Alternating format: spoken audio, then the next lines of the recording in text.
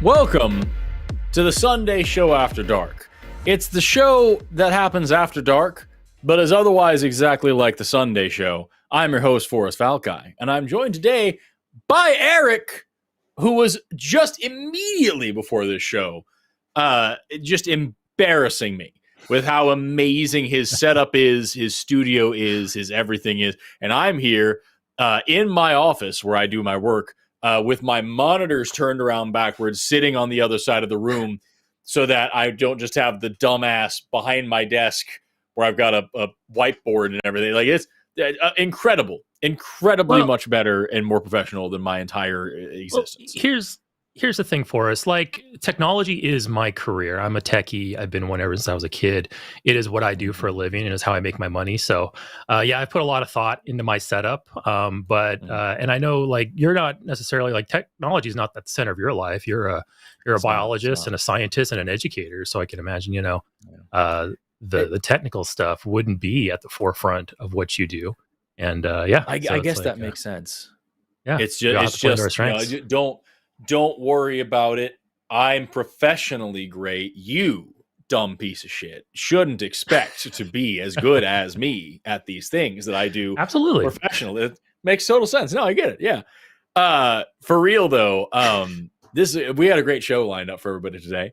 For anybody who doesn't know, the Sunday show after the entire Line network is dedicated to taking calls mainly from theists, but also from anybody else who believes in gods, devils, demons, angels, creation, whatever. If you believe in creationism, or if you're an anti-vaxxer or a flat earther or a science denier of any kind, or you do believe in whatever ghosts or spirits or near-death whatevers or something that gives you pause and makes you think in the supernatural senses that these things might be real, this is the show for you.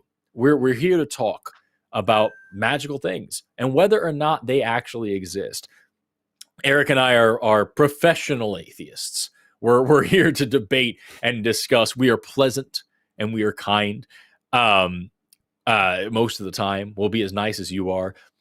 If you want to talk to actual real atheists who actually don't believe in the things that you may have been brought up to believe are undeniable truths about the universe, this is your chance to hear what is on the other side. Number on the bottom of the screen right there is 720-619-2288, or you can use the web link in the description to call us from them internets. You can ask questions of one or both of us. You can ask broad questions. You can defend your faith and your beliefs in various things. I talked to somebody earlier on today who just wanted to talk about hell for a while. I talked to somebody last week who just wanted to talk about Jesus for a while. We talk to all manner of creationists and Christians and Muslims and Hindus and Jews and anybody else who believes in supernatural things. This is an open platform for you to put your ideas in front of tens of thousands of people. I just want to beat this dead horse a little further just to make sure, which is we get at least like 50 comments every show saying, oh, you muted me from the chat and you're hiding the truth.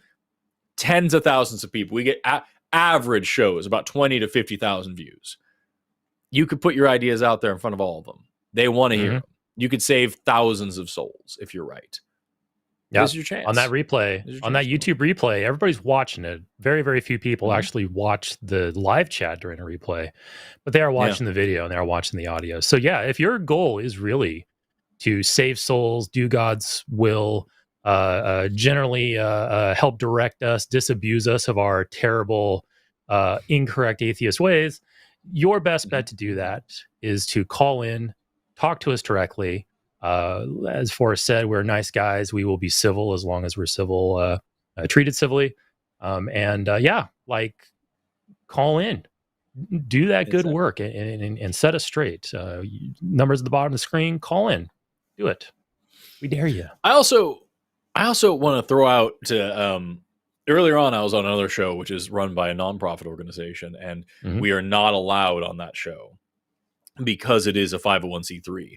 We are not allowed to state political opinions or to encourage or discourage voting for any particular candidates or voting in favor of any particular policy or anything like that. The fit today is protect trans kids. And the message today, because this on the line is not a nonprofit organization, so we're allowed to say whatever we want, is fuck Donald Trump. And also fuck transphobes, fuck Nancy Mace. Just an awful person. Imagine being so incredibly useless as a legislator that you have to make your entire personality just standing in front of bathrooms and complaining about who may be shitting where. That is her job. Her job is to say wrong things about biology and worry about who's shitting in what rooms. That is her entire career as a legislator now, because she can't do anything else useful. So if you disagree with that as well, the lines are open for you too. If you want to call in and defend Donald Trump, because MAGA is a motherfucking cult.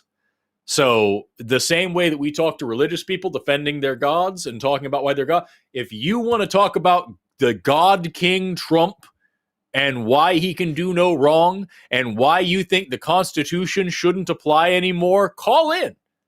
This is the show for you as well. You know, so I was talking to a friend of mine about that, just if I can derail just a little bit further. I was talking to a friend of mine about that just a little bit, just before these shows, and like, what blows my mind the most right now is, you know, it's no secret we're deporting people without due process. We're pretending that immigrants don't have constitutional rights, which is a violation of the Constitution. We're deporting people without due process, which is a violation of the Constitution. We're deporting U.S. citizens, which is a violation of the Constitution. Donald Trump, before all the MAGA cultists had it plugged into their brain that Kilmar Abrego Garcia is a gang member, before they were told to believe that, Donald Trump himself admitted that this was a mistake to deport that man, that it was a clerical error, that it shouldn't have happened. So he was right then, and now he's right now about something completely different, of course. And the Supreme Court unanimously voted to bring Kilmar Abrego Garcia home. And Donald Trump said no, which violates the fucking Constitution. He has already, said that certain news stations don't get to come into the press pool. We're suppressing news based on whether or not they agree with him or say things that he wants. Goes against the Constitution. We are black bagging people off the street, primarily immigrants, students, using their First Amendment rights. Mahmoud Khalil detained indefinitely because he attended a pro-Palestine protest. By the way, free Palestine, just in case there was any confusion about that. Violating the Constitution again and again and again and again and again, over and over. Now there's this talk of this $400 million jet as a gift from, I believe, Qatar, that will be used as Air Force One, and then Trump just wants to keep it after that. Again, flagrant violation of the Constitution. And we see over and over, Trump said that we can't have due process because that means everybody who he wants to deport will have a trial, and that'll take too long. That's a violation of the Constitution to suggest to go that direction. He has said that he wants to start deporting homegrowns and more U.S. citizens to the torture camp in El Salvador. That's a violation of the Constitution. He is now apparently, according to the Nesferatu incarnate Steve Miller, is talking about getting rid of habeas corpus, which, in case you don't know what that means, is the precedent that says, if they arrest you and detain you, they have to have a good fucking reason. Without habeas corpus, you can be detained indefinitely without even a charge. The definition of Kafkaesque. They can grab you off the street and throw you in a cell and deport you to another country to be tortured to death, and they don't even have to tell you why. And that's what we're looking at right now in this country. And what gets me the most about it what boggles my mind very much at this moment is that it turns out of all the people that the fucking sovereign citizens were right. Who knew? Apparently, if the whole goddamn government comes out and says this is the law, you can just say nuh-uh, and Congress is just like, well, what the fuck could we possibly do now? And we got nothing. We don't, and we did, and the world stops, and you just get to do whatever the fuck you want. It turns out that weird bastard who said you have no authority over me because you have a fringe on the American flag, and that means this is a naval court and not a land court.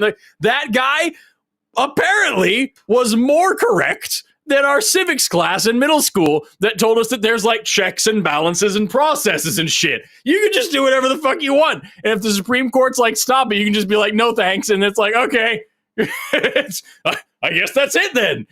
That's the country that we live in. And it's hell. We're in hell. Yeah. But at least we're here together. And that's what we matters. are here together. And we're here suffering together. I mean, it's tough times, really. And, all the stuff that you're mentioning, like a lot of this gets filtered through the news.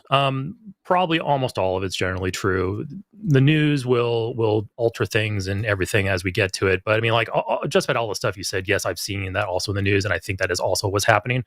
I think there is a systematic, I don't even know if it's a systematic, obviously it's coming from the system, but you know how chaotic the Trump administration has been historically. So it's usually just ping-ponging from one thing to another, just kind of making comments, like causing like a ruckus and everything. And I'm not at all trying to downplay what we're seeing. I think this is all very serious shit that we're seeing in the news. But for anybody out there who's looking at that and going, you know what? Trump's doing this. Trump is making comments about tearing down these fundamental protections for citizens because he wants to go after the people who need to be gone after. He needs to go after the illegal immigrants and all the murderers and the rapists that have made their way into our country. I think this is a good thing he's doing because he's going after the people that I don't like. And the people out there, if any of you are in the audience, I know there are people out there, but who knows who's watching. People who are listening to that and agreeing with it don't understand that one day, if this were to happen, one day you could be in the crosshairs. And then all of a sudden you'll be saying, well, where are my protections? Why is this happening to me? I don't deserve this. These protections are in place for a reason. Even just the Fifth Amendment. I think last administration, Trump made comments on the Fifth Amendment about how, people who plead the Fifth Amendment have something to hide or obviously are guilty, or innocent people don't need to plead the Fifth Amendment. I believe he made those comments. Just so anybody who agrees with that, it just has a fundamental misunderstanding of how important something like the Fifth Amendment is, how important it is to for us to not be compelled to talk on our behalfs and potentially incriminate ourselves, because that can open up all kinds of situations where innocent people with innocent comments or innocent associations can incriminate themselves in some type of wrongdoing. Either whether they actually did it or not doesn't really matter. It's a fundamental protection to keep the innocent from incriminating themselves, rather than maximizing the number of people that we can get with the courts. So anybody out there who's agreeing with this and are nodding their heads as there's talk about tearing down these fundamental protections, you really don't understand how bad that is and how it can bite all of us in the future. This is the type of stuff that can just completely tear down our society if we allow this to progress. Oh, and just to put a period on that, just to put a period on that, just to point out the hypocrisy we've seen from Trump's side, how he said that, innocent people shouldn't plead the Fifth. They don't have to because they're innocent. He pleaded the Fifth over 450 times in a New York trial in 2022. So take those two comments and put them together and draw your own conclusions. But even he, in his own life, sees the value of it. But then he turns around and says, no, you shouldn't worry about that because you don't need it. You're innocent, right? This is extremely disturbing stuff, and hopefully the 4 years of the Biden administration has hopefully implemented protections and made this next 4 years as Trump proof as possible when it comes to tearing these things down, because it is scary stuff. We see habeas corpus disappear, that's bad. If we see other protections disappear, that's bad. And we don't want that, folks. We really, really don't want that. Ahead, you Forrest. don't want that. And that's the thing. No, I was just like, I just want to parrot what you said. If you are cheering this, you don't want this either. That's the thing that I try to get across to so many people, is that because everybody and you know, not to play both sides of blah blah blah, but like there is a tendency for a lot of people to be like, well, I guess a little authoritarianism is good as long as it's in the right direction, right? And the thing that people who are cheering this don't realize is the way fascism always works is it's like, hey, those people over there, we got to stop them, so we're going to take away their rights, right? And like, yeah. And you go, well, those people over there too, we're going to take away their rights, right? And like, yeah. And what you don't realize is you're taking away these rights. They only happen to be the rights that you're not using right now. You are losing rights as well. You just don't notice because you're not using those rights at the moment.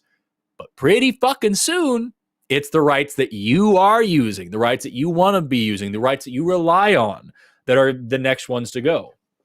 As soon as you say that anybody, doesn't matter, pick the most heinous, evil criminal, right? Fucking Osama bin Laden, raised from the dead and comes here as an illegal immigrant. And you're going to say, all right, that guy doesn't get any fucking due process. There is no more due process for this person. We can suspend the Constitution. Now, everybody, you included, has this same problem. If anybody doesn't get due process, you don't get due process. Because as Eric alluded to, as you pointed out, I call you illegal. You're illegal. Prove or you're not. You don't have due process. You don't have the Constitution. Prove you're not a criminal. You don't have the constitutional protections to do it anymore because criminals don't have constitutional protections. Prove you're not an illegal immigrant. Illegal immigrants don't have constitutional protections. You don't get to go to court. You don't get a trial. We don't even have to charge you. You are just in El Salvador now. This is so far beyond not okay and so far beyond not normal. So I encourage everybody, download an app called 5 Calls, and it'll show you, there's a bunch of things that they'll give you, like a bunch of issues that you can call about. They even give you pre-prep scripts if you want to read them. But what's key is that it shows you who your reps are, and it gives you the direct lines, both of their federal and local offices. And you should be calling them, and you should be harassing them. And if you think like, hey, I live in a red state, my senator's super MAGA, blah, blah, blah. Yeah, it probably won't work. They probably won't say anything to you. They probably will never talk to you. I called my reps. I live in the middle of fucking red as shit Oklahoma. I called my reps every single day for months, begging for just a statement about the genocide in Palestine. I got dick the entire time. I know it's not, but I'm just one dude.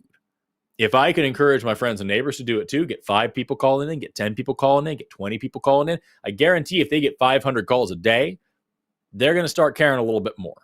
So everybody out there, download that 5 Calls app. You don't have to use it if you want to. Use a different one if you want to. I don't have to fuck. But call your fucking reps. Call them daily. Get to know their staffers. There are so many of them in there that in James Langford's office and in Mark Wayne Mullen's office and in Kevin Hearn's office, they literally hear my name and they go, hey, Forrest, and they get a different tone. And I'm like, yeah, it's me again, motherfucker. Guess what? Has your boss grown a spine yet? No, we haven't heard anything today. Okay, well, have you checked the Tulsa office? Maybe there's a spine laying around there. No, Forrest, we haven't. I'm sorry, he hasn't said anything. Okay, well, just so you're aware, the Constitution's still a thing, and you should care about it. And it's weird that you don't. Okay, Forrest, we'll pass it along. All right, hey, and by the way, is genocide wrong? Have we come to an agreement on whether or not genocide's okay? No, Forrest, we haven't heard anything today. You meet this guy every day, and you haven't heard him say a single thing. I've been calling you for months and months. He's never said a single thing about whether or not the Constitution should apply to all citizens or whether or not it's okay to kill children in Gaza. He's never said a word about that. No. What is his job? If there's no such thing as due process anymore, why is he still there? Because we've had a fun time, for the past however many years, like playing this game where you guys work for literally anybody else besides billionaires and lobbyists. Like, it's been a lot of fun playing the game, right? You all get dressed up in suits and you go do your little show where you're like, I care about people. And then somebody pays you and tells you what to think. And then you think that. But like at this point, what's the point of the game anymore, right? And they're like, we don't know, Forrest. We can't answer those questions. And it's every fucking day. So do the same is what I'm saying. Do the same for your neighbors. Do the same for your children. Do the same for your rights. Do the same for everybody else's rights. Do the same for the future of this company. Call your reps all the fucking time. It is so important. And it's a great way to get through to them in a way that they fucking hate. By the way, there are also places where you can send faxes for free online. There are websites that you can send people faxes. And they can't ignore those. They come through on a printer and they're loud. And you can just send faxes all day long. Fax, and it costs them money all day too. long. It's paper. It does. It costs them money to receive them. And you can be like, hey, money. Free Palestine. Hey, the Constitution matters. Hey, Donald Trump's a piece of shit. It's a great time. Yeah, go ahead. Suggesting this. No, that's probably fine. When you send in that fax, make the whole page black and then make the text white. So it just chews up that ink toner as it goes through that fax machine. That's a great way to do it. That is a great way to do it. I hope suggesting that wasn't illegal, but that would be really funny. I don't think it is.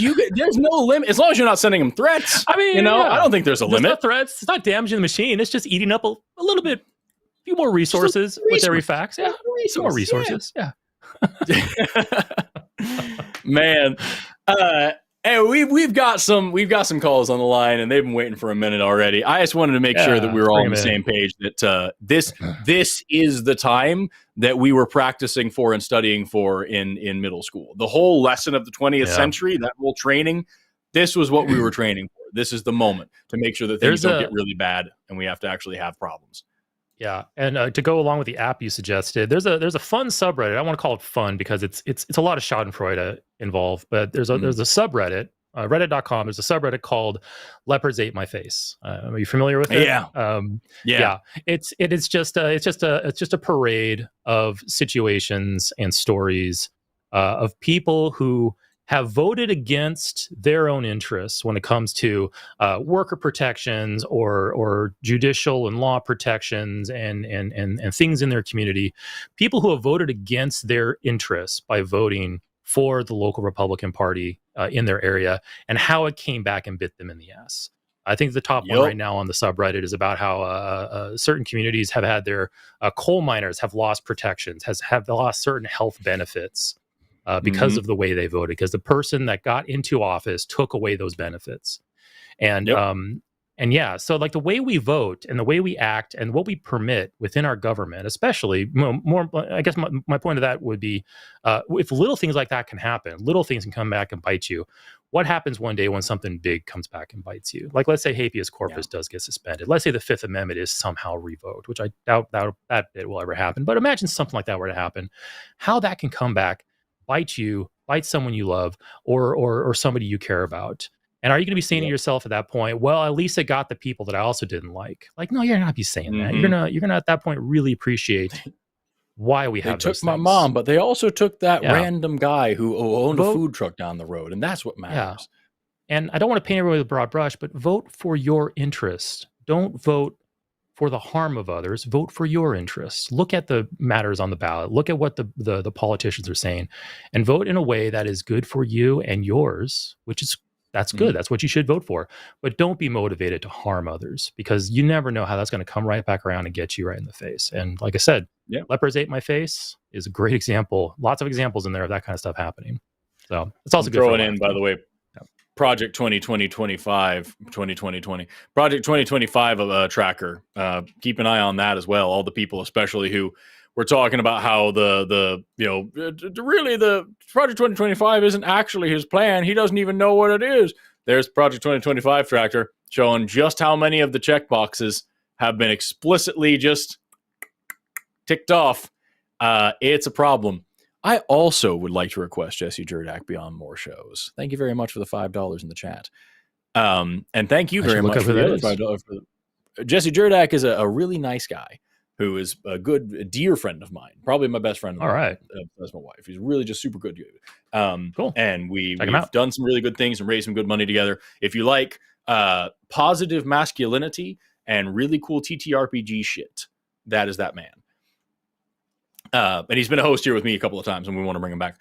Let's start right in and start talking to some theists, because we've got a couple of people on the line. Let's start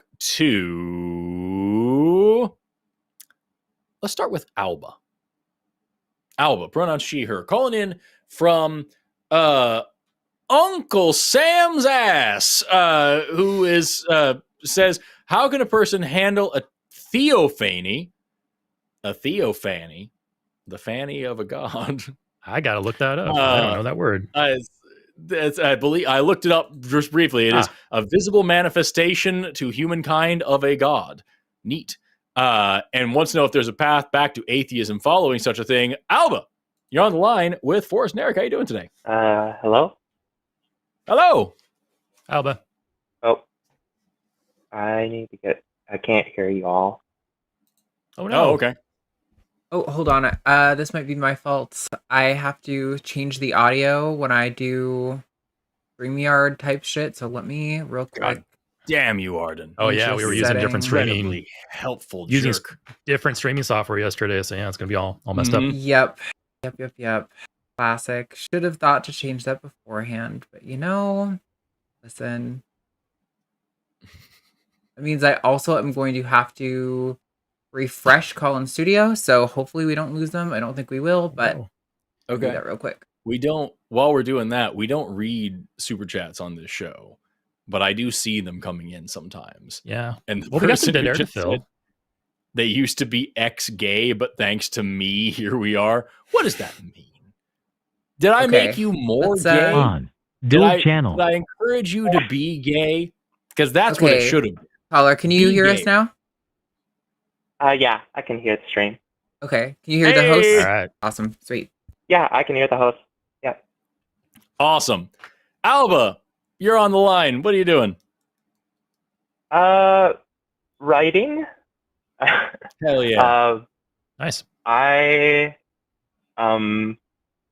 favorite author, sci-fi author, is Philip K. Dick. I don't know who that is. The topic of discussion here is his work, my work that I'm doing, I guess emulating Philip, and the nature of Theophany. And this is a question I've been waiting to ask all weekend, and I just never had time to call one of the other shows where maybe it would have been more pertinent. But I'll just say it now. So basically, Philip K. Dick had a Theophany. He didn't know how to get over it. He did too many drugs.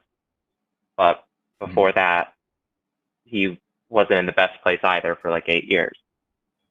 Myself, I was raised an atheist. I loved logic, reason, math, all that sort of stuff.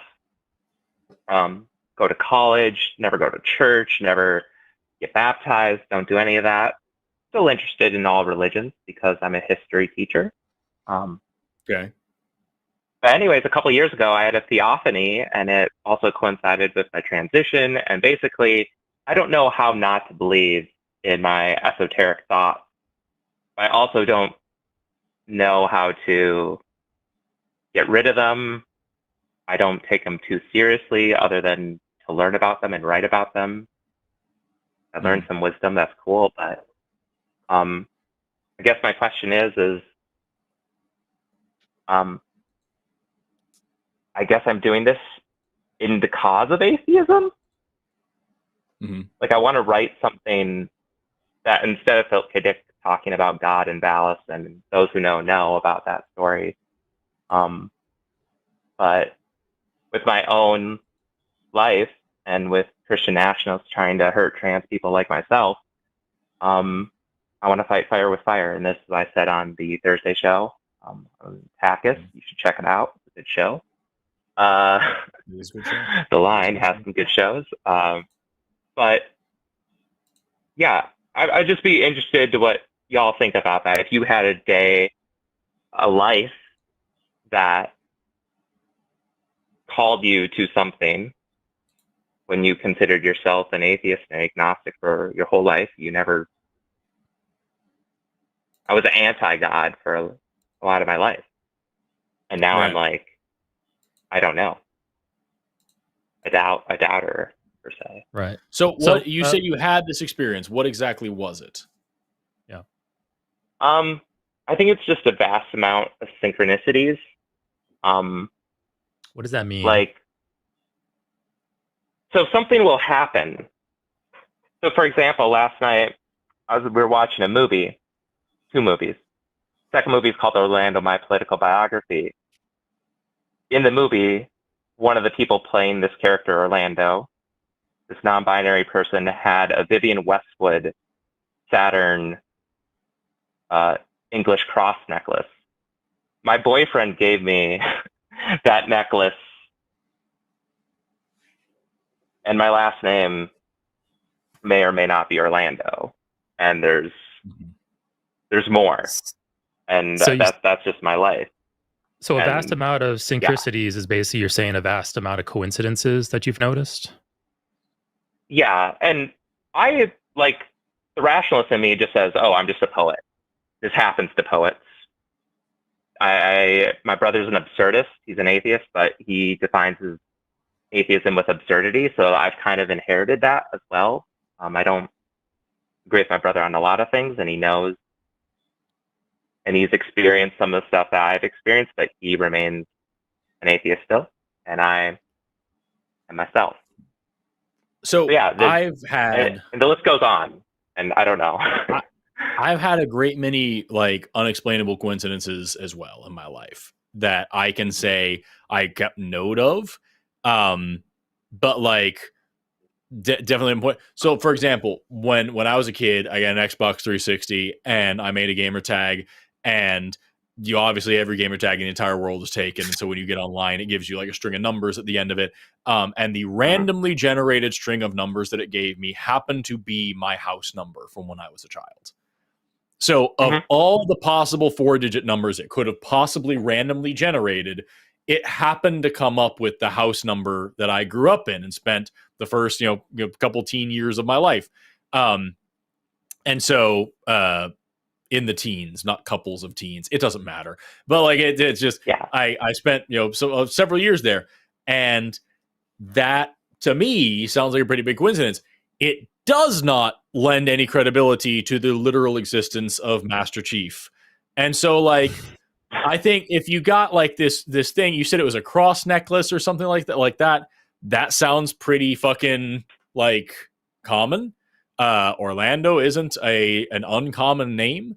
I think you're talking about like some neat shit happened. Nobody's saying it isn't neat shit. But like, yeah, I mean, a lot more than that. It'd have to count a lot more than that to count as a visible manifestation of a god, which is what Theophany is that we just looked up. Yeah, but there is more. I mean, I would be on the,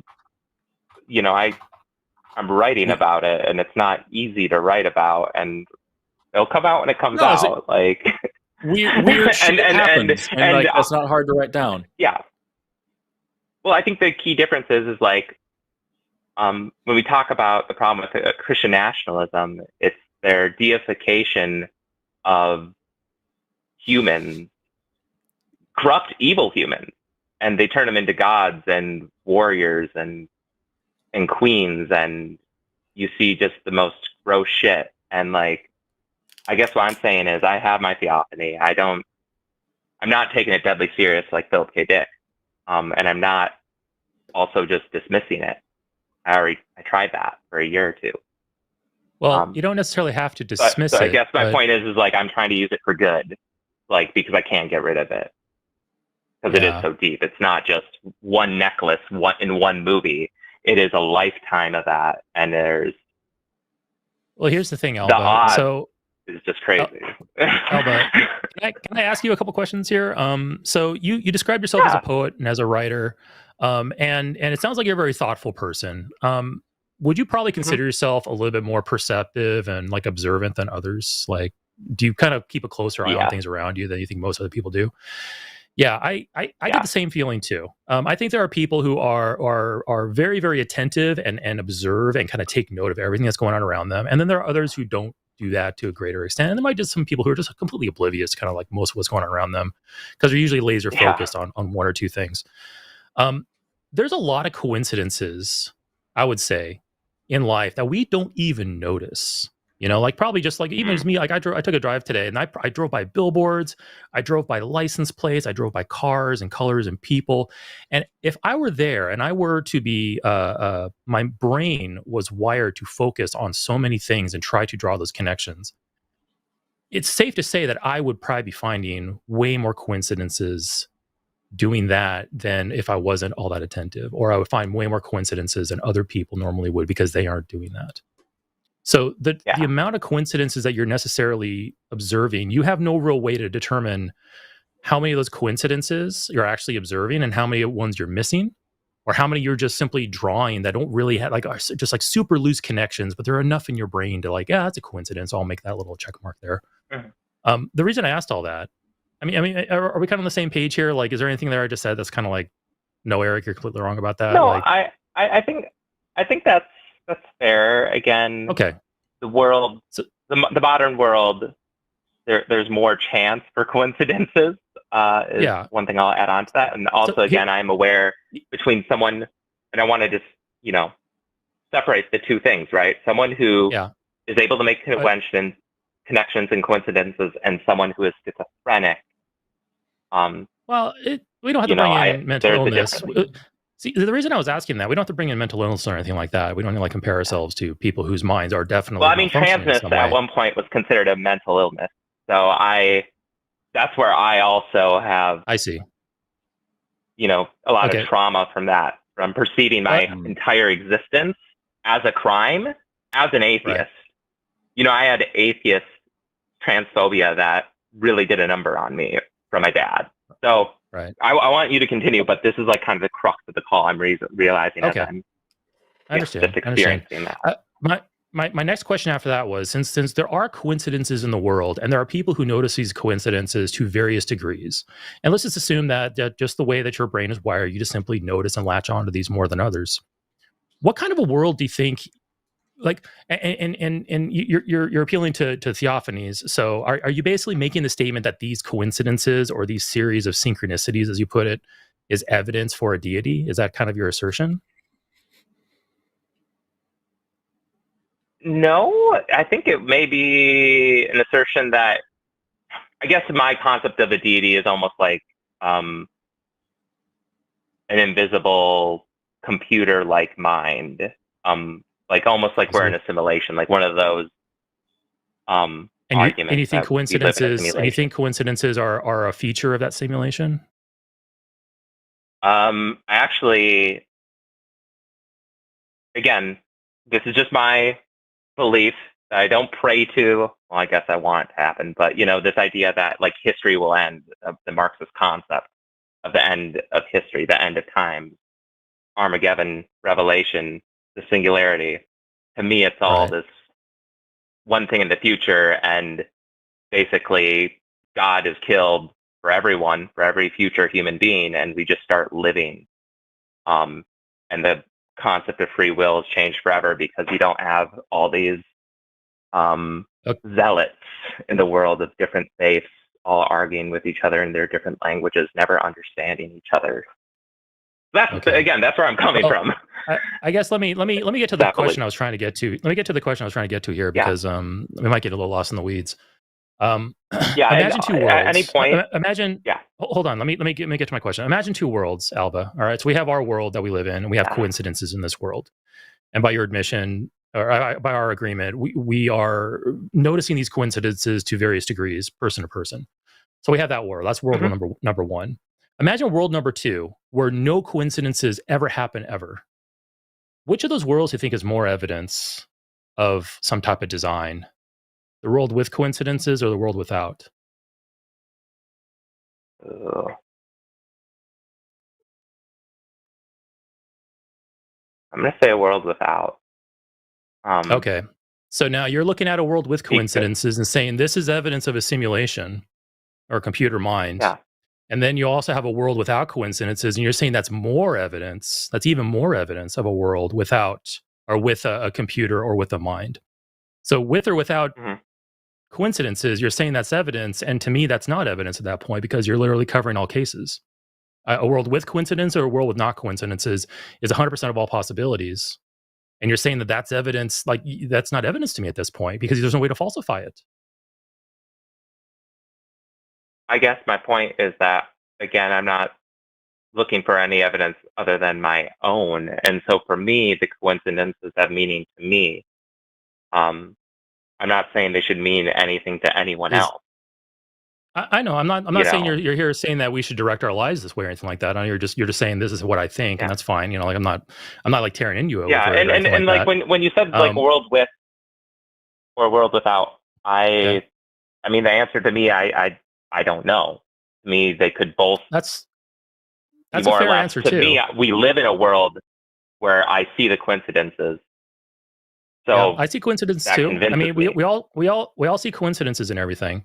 But to me though, if I were to look at it, a world because in the world we live in, we have mathematics and probability. And I took a statistics class back at university. You can calculate these things and determine like the probabilities of these really like complex scenarios and use mathematics. And you can actually calculate all this kind of stuff out. And coincidences happen at a surprising frequency in our world. We have a planet with 8 billion people with countless interactions, countless preferences and different views of life and different perspectives and all these things. And we're going to see things just occasionally line up. It's like, imagine I had 1 billion dice in my hand and I rolled all 1 billion dice at the same time. I can get down in there and I can find all kinds of patterns in the way the dice rolled. That doesn't mean something directed the roll. That doesn't mean there was some type of computer behind it planning out what we would see. It's just mathematics. It's just the way that we see the world work. In my opinion, a world without that, a world without any coincidences, a world without patterns, that would really raise my eyebrow. If we had mathematics that say, yeah, we should be seeing these patterns, but then we never saw those patterns ever, that would completely make me like, go, whoa, what is going on here? Because something is not lining up the way it should. So I ask you to ask yourself that. Imagine you were to live in that other world and whether that would be evidence. And if that is more evidence, which earlier you said you did think it was more evidence, but then you kind of said, well, maybe I don't know. And that's totally fair. But ask yourself, why are you thinking these things? And is this really good evidence for what you're gravitating towards, or whether you're just wishful thinking, or you're just looking for something to latch onto that's interesting or special, and see if maybe those things might be influencing your thinking rather than just an objective stance and using logic. Go ahead. No, and I appreciate that, and I'll get off and I'll call again once I continue to develop my thinking and my separate creative thought from spiritual thought to self thought to, again, intellectual thought. Because that was how I was raised. Like that. If you're writing like this kind of stuff is great for writers. I mean, the creative thinking outside of the box, all these things, this is all really good. Like maybe if you really want to, like, write a story where there is a world that fits. Like, it sounds like kind of that's what you're going after. You want to write a fiction about what's about this kind of stuff. So Philip K. Dick, basically, that's what he did. Is he wrote 3 different novels about 4 technically, and I guess. My name is Alba for many reasons, but to be honest, one of them is the novel Radio Free Albemuth, Albemuth. Check it out. There's some stuff about a certain president, Ferris F. Fremont. You should check it out. I think that guy might be in charge right now, but I have his Amazon page up in front of me. Yeah. I have his Amazon page up in front of me right now. So there's some weird stuff. There's some weird stuff with Philip K. Dick. I actually think if you had to check out one of the 4 books, because there's 4, and don't read all 4 unless you're a really big fan. But I would check out The Transmigration of Timothy Archer, in which Philip K. Dick, the protagonist, he puts himself as Angel Archer, and in his exegesis, he says that Angel Archer is him. He says he is Angel Archer, that he is her, and I don't know. Anyways, have a great day. Do not believe in God. That is my warning, and y'all have been good. If you got any last words, I'm out of here. Right. I'm just going to finish what I was just saying, and that's harness that creativity in your writing, but do your best to keep it from influencing your perception on reality until you have good evidence to support it. That's all I want to say. But yeah, thanks for the call. Don't worry, I'm a doubting Thomas. I'm a doubting Thomas. Okay. Don't worry. Okay, Love good. that. All right. Take care, Alva. Thanks so Bye. much for the call. Bye. I learned Philip K. Dick, about he wrote an author. he wrote Do Androids Dream of Electric Sheep, which is what Blade Runner is based off of. Right Right? on. Yeah. That was a very chill and very cerebral call dealing with some serious things. Let's take a completely different call. Let's talk to Doug. No pronouns given. I don't know. Maybe this one will be great too. Dude, I don't want to prejudge it. It just sounds like this is going to be a totally different vibe. Let's talk to Doug. No pronouns given. Calling in from Orange Hyenas. I mean, we mean bright orange. Who wants to know, is life really that bitter? That's what it says in the call screen. I don't know what that means. We're going to figure it out. Doug, you're on the line with Forrest and Eric. How you doing today? Hey, how's it going, guys? Did I hear orange hyenas? Yeah. That's what you're calling in, right? Oh, okay. I would have gone for Yeah, overweight hyenas because they're eating really well right now. But no, that's fine. Orange is fine. Orange hyenas. Okay. Yeah. I'm not sure how that got in there, but That's what it says. said It they says were OH, stenographer, and I'm but- assuming that. Yeah. But it says OH. I'm Oh, assuming that there you go. means orange hyenas. I don't There know you what go. else it could possibly mean. okay. Gotcha. Well, how's it going? I appreciate you having me on your platform. I appreciate the time. Yeah, thank you for calling in. The call in, everybody is welcome. We want to take calls from people who disagree with us, especially you in the chat who just got muted because you're being a dick in the chat. Call in and talk to us. We'd love to talk to you. Anyway, Doug, go on. What are you calling in about today? Well, there was a part that I just tuned in, by the way, to the link, and I'm sorry, gentlemen, I'm pretty new to this platform, but I appreciate you bringing me on and granting me the time. But somebody said something to the effect of, "We're living in hell right now, and it can't get any worse than this." Something to that effect, right? I said that we live in hell, but I didn't say it couldn't get any worse. But I'm just saying that like life sucks right now in America. Things are going poorly. Okay. I guess that's what I'm calling in to address and probably challenge, if you don't mind, is it really that bad? Like, I personally don't like, I'll put myself out there and lay the foundation of, I don't personally like this administration or the last, if that gives you any point of what stance I am from. But I mean, truly, as Americans, and I'm sure there's going to be a lot, maybe you two gentlemen yourselves or a lot of others in the chat that would disagree. But I mean, really, is it that bad? I mean, are you well fed? Is your electric on? Are we not capable of? Some of us. Right, exactly. Well, exactly. But should there be one starving person in America right now? Could you challenge me on that? Like, we should not have anybody in this nation. I think exactly. Any country where people are struggling for basic necessities, I think, is failing. The issue is that like we go beyond that. We're not having people starving in this country or suffering in this country because of lack of resources or because of lack of availability. We have more empty houses than we have homeless people by a lot. We waste more food in this country than it would take to end world hunger, and then some. Like we have more than enough abundance thrown out to take care of everybody. But we also live in a capitalist country that cares more about profits than people. We live in a country that cares more about power over other people than helping other people. We live in a country where we still have a massive amount of people that are marginalized and disenfranchised. We have people of color that are still dealing with not only historical oppression, but modern day oppression. Disabled people are still left out in the cold more often than not. We talk a lot about trans people on this show and how they are being misrepresented, unrepresented, disenfranchised, used as a scapegoat for political football. Their very existence being questioned, their rights being stripped from them. LGBT people in general are still treated as if they're some sort of pervert or pedophile just for the nature of who they are. We have a president who doesn't, and I know you said you don't like this administration, but like the fact that the hateful and stupid, the fact that the hateful and stupid rhetoric used by both presidents, but especially this one, is normalized to the point where we don't even like comment on it too much anymore.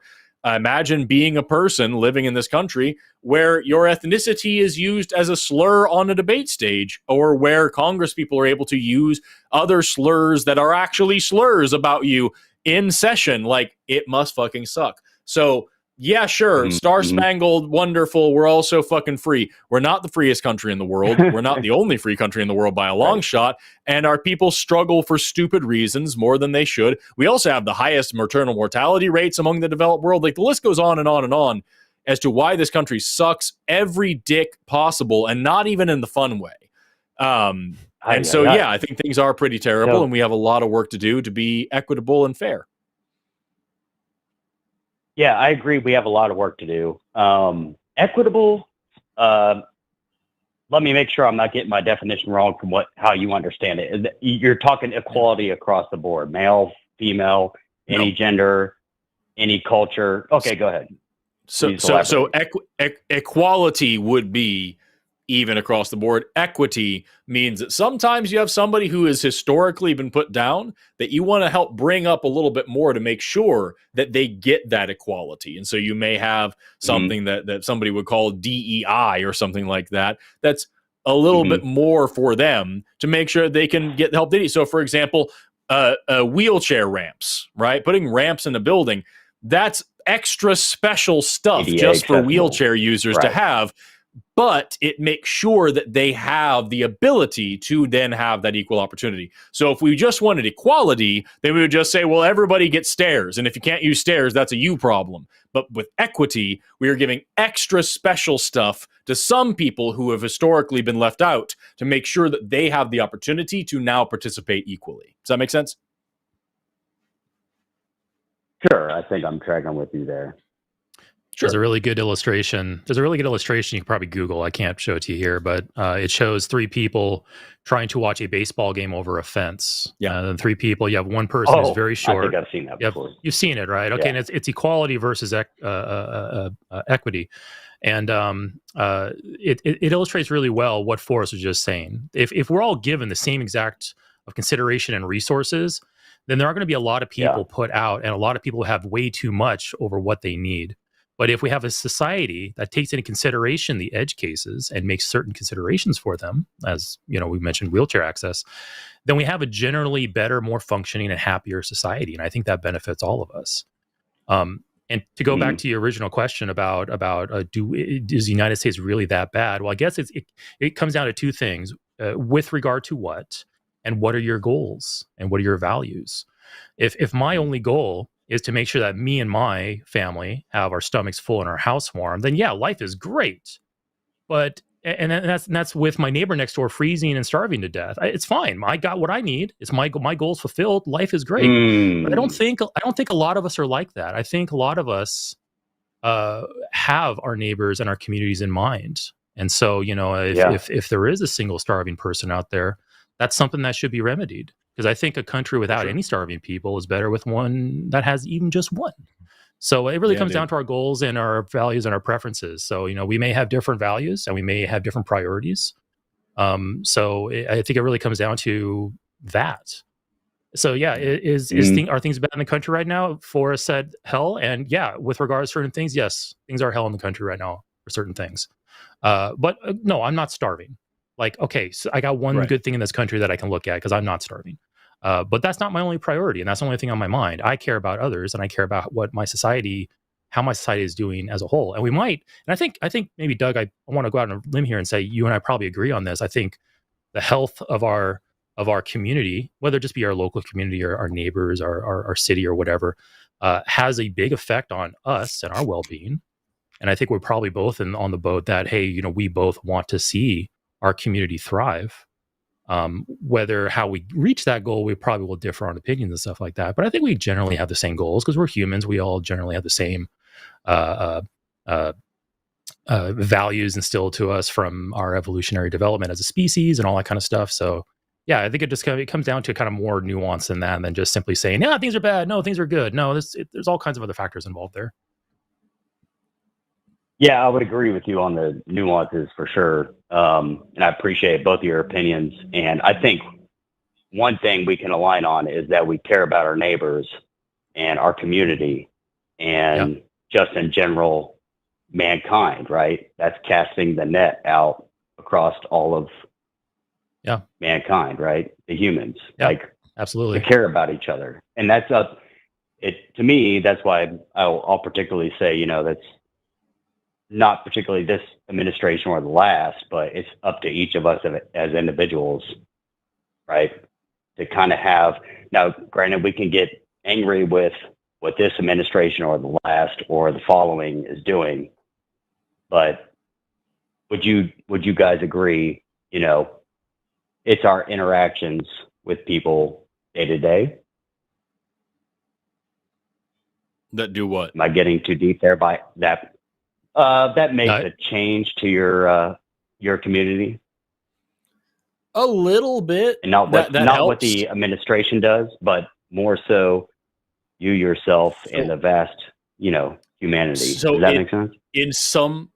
To some degree it does. I always encourage community involvement. I always encourage going out and meeting your neighbors. I always encourage trying to help out the poor and the needy in your community and being helped in return.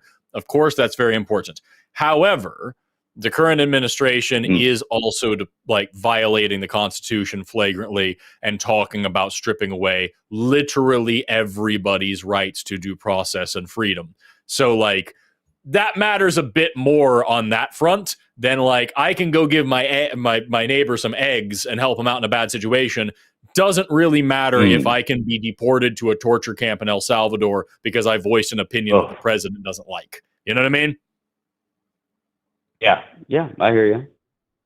And that is unfortunately where we're at. It's if you had asked me in November, what's going to happen when he starts deporting American citizens and violating the Supreme Court order and sending people to a torture camp in another country in South America and saying that we can't have trials anymore, I would have said, okay, calm the fuck down. That's some sensationalist fear-mongering shit. We can't be talking about that. We're here now. Everything that I just said is not hyperbole. So it's a bit more than just donating to your local food bank at this point. What are you saying, Eric? You got a thing. Yeah, I was going to say that I don't actually see a difference between what the administration is doing or what our local governments do versus how we treat others, because those administrations are there by our votes. And if a politician is running on a platform of, I am going to harm this type of person, it doesn't matter what the person that is, I'm just going to harm X group of people, and then you vote for that politician and they get elected and then they start harming those people, you are directly responsible. You're directly responsible for the situation, and you are indirectly interacting with your neighbor in that way. So I don't really see much of a difference there. If somebody runs on a platform, vote for them. If you vote for them, yes. But then, like I said, even if you don't vote for them, obviously I can't hold, if you didn't, let's say, I'm not going to ask you who you voted for, but let's say you did not vote for this current administration. I can't blame you for what this administration is doing, because you did your part to try to make it not happen. But then we can get together and we say, okay, what can we do to remedy this? What can we do to get out there and either curb the damage or to alleviate some of the suffering that might be out there? That's what Forrest and I do here. We get up on here onto the stage. We talk about current issues. We talk about atheism and all that kind of stuff. It's we try to do something to at least alleviate the situation. But anyway, I'm getting out of my thread there. But what the administration does is a direct result of how we voted, and that's how we're affecting our neighbors. So I think I don't really see much of a difference there. Okay. Yeah. Okay, gentlemen, I appreciate it. I think I've taken up enough of your time, unless there's anything. Well, have we said anything that you have found? Have we said anything that you have found particularly untoward, or do you disagree with anything we said? I'm going to have to disagree. No, I can't disagree if I don't know. I'm going to have to, I don't want to come to the table without doing my research on what you said, particularly on targeting a specific group of people. So I'm going to have to do my research on that, and then maybe call back another time, just so, and or become aligned with you in that. You know what I mean? Yeah. Sounds good. But anyway, just to succinctly answer your original question about life being that bitter in the U.S. Yeah, things are good and bad here. Depends what we're talking about. Bombs aren't dropping on our cities, but I'm fed. So I was like, okay. Yeah, I think it's important to point out, like, I am a cisgender heterosexual white male. I have it pretty fucking good. I have it as good as a person can have it in terms of rights, privileges, dignities, abilities, all these things. Doesn't mean that my life has been great. I grew up very poor. I grew up on food stamps and social security checks and all sorts of things. I was able to bootstrap my way out of that and now have a fairly decent life. But that happened a lot because of luck and a lot because of privilege. My life was not made worse because of my skin color, my sexuality, my gender identity, any of that. For a lot of people, tens of millions, hundreds of millions of people in this country, that's not the case. And their life is made harder in this country because of the color of their skin, because of their sexuality, because of their gender identity, because of their religion, because of whatever, because of their immigration status. So as much as I can sit here and say, hey, at least I'm eating, I'm also cognizant of the fact that a lot of people aren't. And I know Eric is too. And so, like, that's what we're talking about. Is that, like, life isn't bitter for me at this moment. But I know how easily it could be, and my heart breaks for all the people who are having there's people whose families have already been torn apart by this country just in recent times. There are people whose life has already been destroyed. So we need to be aware of that, and we need to call that what it is, which is fucking hell. Okay. Sure. And do you think, or actually, I'm sorry, guys, let me go. I appreciate your time. No, you were letting you go. I was down to hear you out. So if you have something else you want to say, go for it. Yeah, you're in no rush. Okay, very good. You just let me know if I'm overdoing my time here. I want to respect everybody else. Will do. Do you feel like in life? Hey, thank you guys. Do you feel like in life that, of course, everybody has different struggles, right? Do you think struggles are good? Depends on what they are. Certain struggles are good. We learn from it. Having to try really hard to get an education, trying to try really hard to get in physical shape, trying to try really hard to advance in your career. Those are all things that, that struggle improves you. It teaches you discipline. It makes you, good. Struggling for food as a child is not good in any case. I don't think, you know what I mean? Struggling to get people to agree that you exist as a trans person and that you should be treated as a person and be able to go to the fucking bathroom that's not a good thing in any case. Struggling to have the right to due process and to get a trial for something that you're accused of before you're shipped off to, I said South America earlier on, and people in the chat were quick to point out, I meant Central America. Pardon me, I misspoke. That's not a struggle that should have to happen. Mahmoud Khalil is an international student who is in jail for speaking up at a protest and for using his First Amendment rights. Struggling for the right to free speech is not a good struggle. So struggling for basic acceptance, struggling for basic kindness, struggling for food, water, shelter, medicine. We pay more for medical care in this country than anywhere else in the world, and we are quite far from getting the best healthcare in the world. Not even in the top 10.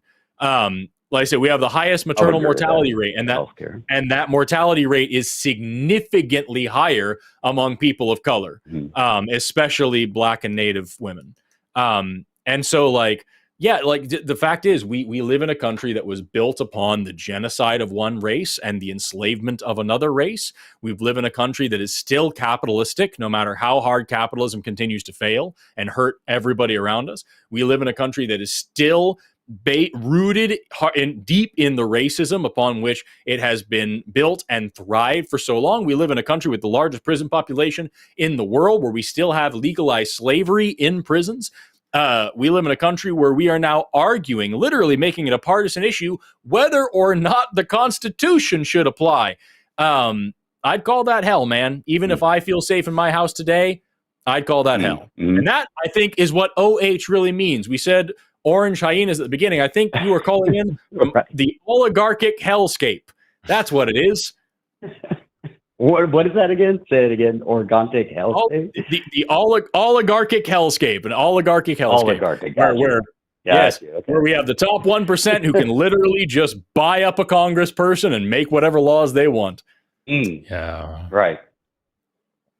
Do you, again, gentlemen, feel free to let me know whenever you got to take another call. Otherwise, I'm just going to continue to ask you questions. We'll get you one more. Like we'll let you one more. Okay. Yeah. Do you feel like this melting pot of a country? Because I'm more of an optimist, but I don't blame anyone that is a pessimist. But I do believe, we are fed every day by, if you choose to feed into the media, the prejudices, the racism, this and that. However, if this country was that prejudice, I don't, as the media would portray it to be, I don't understand how I can go about my working day or see others or see people in our government or our police force or first responders or, in Congress thrive with such a great, beautiful difference, a melting pot, if you will, as people have called it, in different cultures, right? Are we really that prejudiced? Are we just beating ourselves down? And where does that come from? Like, I do believe we're in a country of healers, but there is something else out there, and you guys may disagree. I'm open to hearing that. That is trying to eat ourselves within and trying to discourage us. Yes, there are some pockets of prejudices or races here and there. We are certain of that in different counties or different state lines. But do they really overpower the majority? I do not think so, guys. If that were the case, we just put the magnifying glass over the ones that are the bad or evil cases, if you will, and they get the news headlines, which is unfortunate. But that is one, maybe every month, two. Go ahead, please. There's 330 million of us here, right, in the States. Right. Do you know who Shiloh Hendrix is? You make me chuckle because I thought of Shiloh, the actor. No, go ahead. Yeah, so Shiloh Hendrix is a racist piece of shit who recently went viral. She was at a play at a park with her child. She was at like a playground. That's the word I was looking for. And she called a black child, a kid, called a black child the N-word. And then when the parents, who were also black, started recording, she started calling them the N-word too. And her face gets plastered all over the internet because she's a racist piece of shit calling children racial slurs, right? Was this the toddler that they were taking pictures of on the sidewalk? I have no idea. Yeah, or I have no idea. Okay. I don't know. Nonetheless, what I do know for sure is that this person, she gets blasted all over the internet because she's a piece of shit. She started up. It's not a GoFundMe. It's another crowdsourcing website called Give Send Go. She starts up this thing saying, "Help me protect my family. The woke left is coming after me just because I dropped the N-bomb several times." She has so far raised over $750,000. That's impressive. From strangers around the world, around the country. I see where you're getting at. Her. Yeah, and the thing is, that website had to turn off comments on donations because so many of the comments were full of racial slurs. Agreed and with then her stance. They had to turn off names and make all donations anonymous because so many people were setting their names to Nazi names and Heil Hitlers and all sorts of things. And then you have, as a response to this, Piers Morgan. Piers Morgan had somebody on, had a whole panel to talk about this case, brought on a trad wife influencer who proudly said, "Yes, of course I use the N-word all the time. I am proudly racist." And this person is giving national airtime. That's the world we live in, man. And not just that. the president of the United States. I know you said you don't like this, but like the person who is in charge of this country used a slur for Native American people several times and continues to do so to this day. The president, he calls Elizabeth Warren Pocahontas. That's fucking offensive. He used Palestinian as a slur in the debate several times and said people sound like a Palestinian if they're disagreeing with him and all these things. And on that note, this country is still, both through Biden's administration and this administration, supporting the genocide in Gaza, where at the minimum 52,000 people so far have been killed, although modern reports have shown that number is probably significantly undercut by the fog of war, could be more than double that, but whatever. So like we're at this point where like our country is very much not just complicit, we're sending tens of billions of dollars to murder innocent people on the other side of the world. That's nothing fucking new. We've been doing that this whole time. Every single democratically elected socialist leader in the world, especially in South America, we've overthrown with a dictatorship that's caused the suffering of millions of people.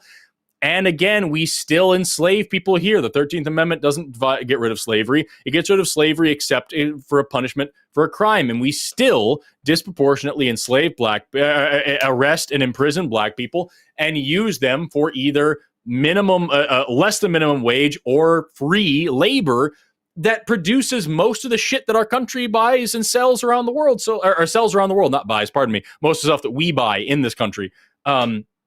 So like, dude, it's just, if you scratch the surface of this country, you get that stars and stripes. It's a little bit loose and you see beneath it, it is rotten to its core.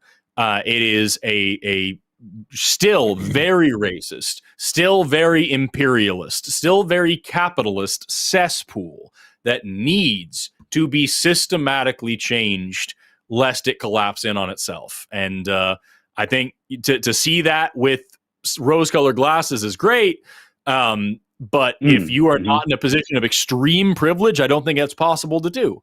And I think being able to do that speaks to like where you're at, and maybe that's something that if I were you, that's what I would be reflecting on. From here, from my point of view too. Sorry, yes, I know. Forrest just said a lot there. I just want to throw my 2 cents, and I'll make mine really brief. Perpetuators of this type of social inequality and racism, I divide them up into 3 groups.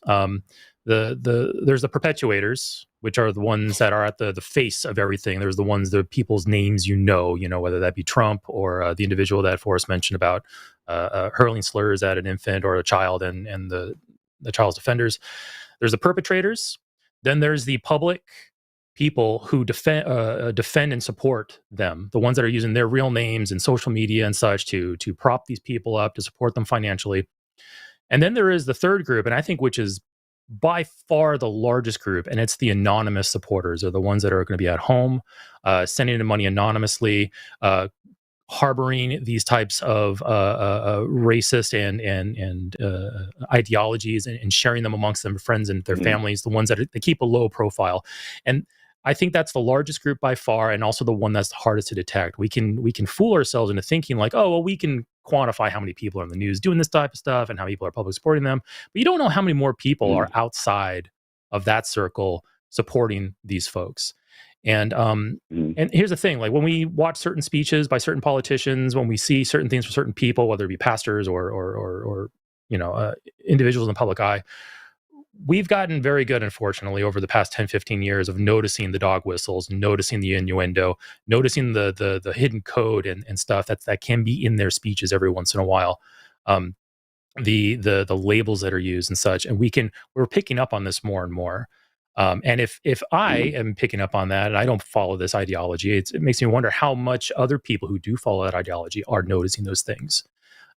So I live in Seattle, right? I mean, this is probably one of the most bluest states in the nation, one of the most bluest cities in the nation. Gorgeous city, by the way.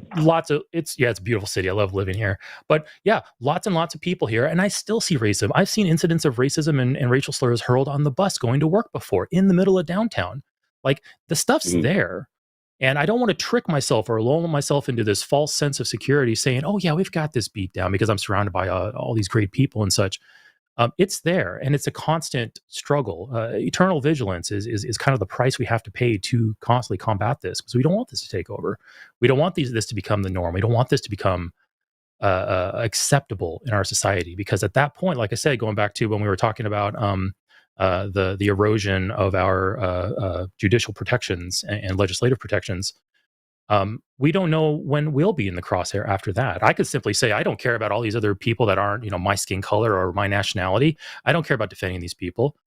But one day when they're all taken care of, who's next? Could be me, could be you, could be Forrest. Like, we just need to just nip that in the bud right now and just not allow this, because they are people. Everyone that is in this country is a human being. They deserve the same protections. They deserve the same allowances given to us by the law and by the government. We should all be treated with basic respect. And the second we allow that to start happening to one group of people, now we're opening up the doors to allow it to happen to anybody, including us. And I really wish people would understand that. So, yeah, careful not to allow yourself to trick yourself into thinking that this is not a problem, because it is very much a problem. And it will be one for you.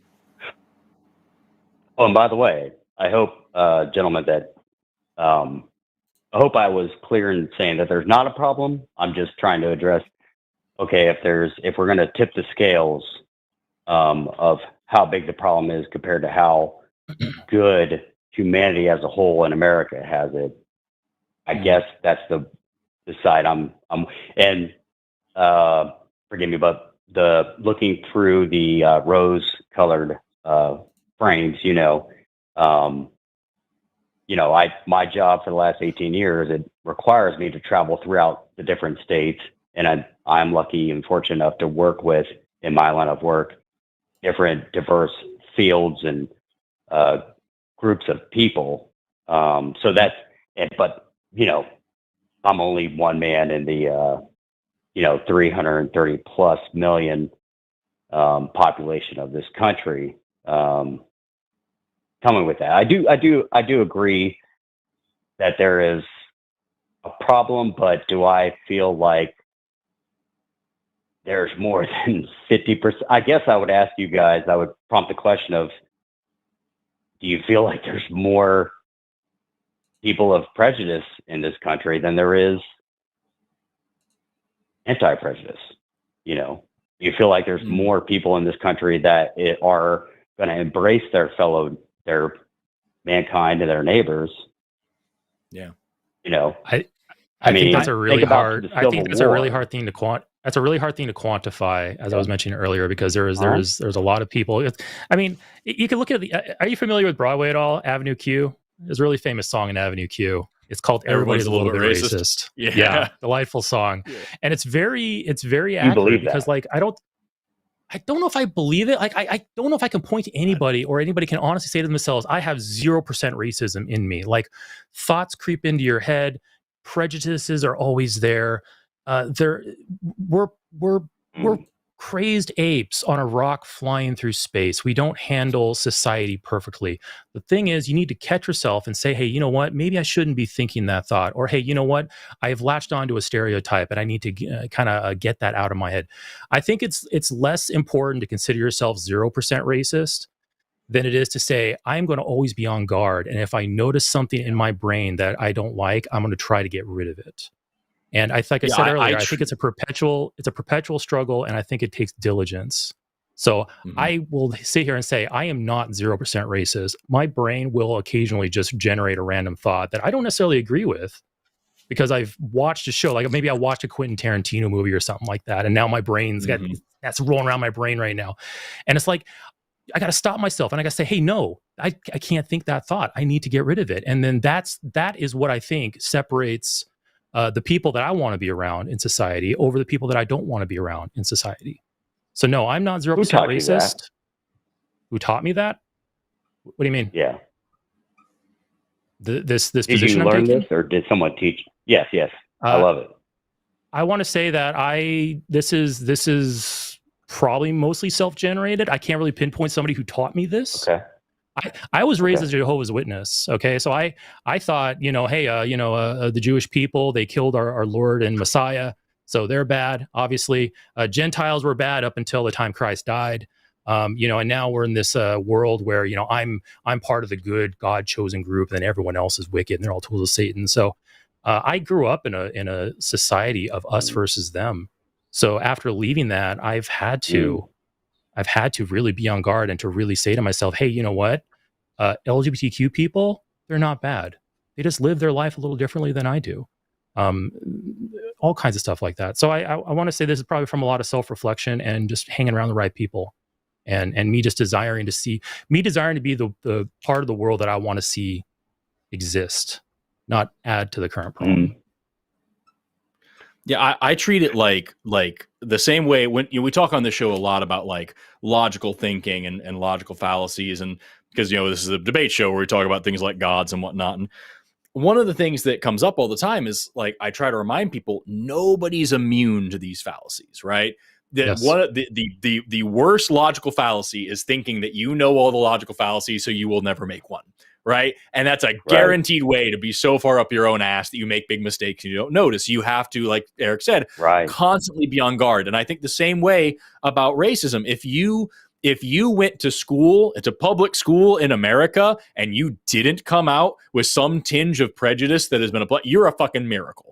Because like the way we teach stuff with this American exceptionalism, the fact that we teach everybody in America, we teach kids that every great thing that ever happened in history was done by a white American man. You know what I mean? We don't teach about black history. We don't teach about black inventors. We don't teach about black freedom or liberation, except for what white people gave them and allowed them.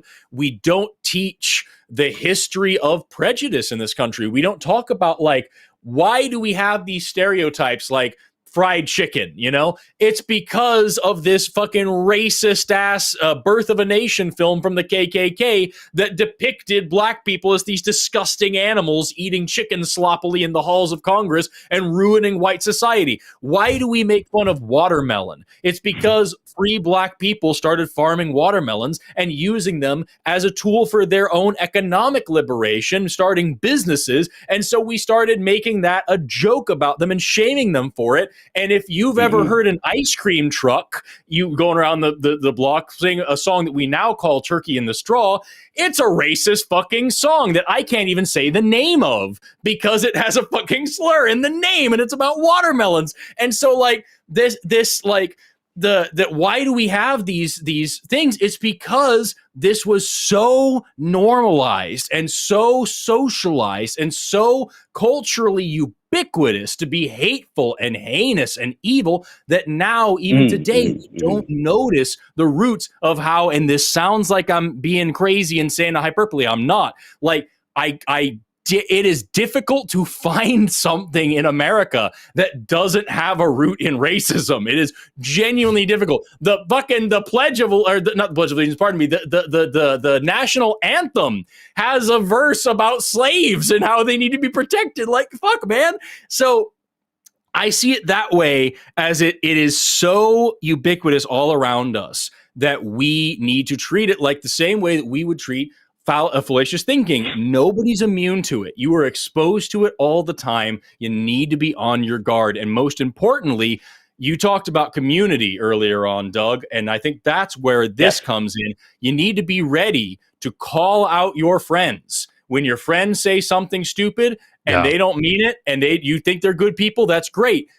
Call them out anyway and be like, hey, dude, I'm just pulling you aside gently to let you know I love you, but like, hey, don't say that shit.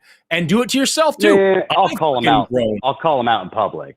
Yeah. I'm sorry to interrupt you, but I've done that to my friends in public when they say, by the way, everybody loves fried chicken. And you taught me something about the ice cream truck, so I'm going to look that up because I didn't know about that.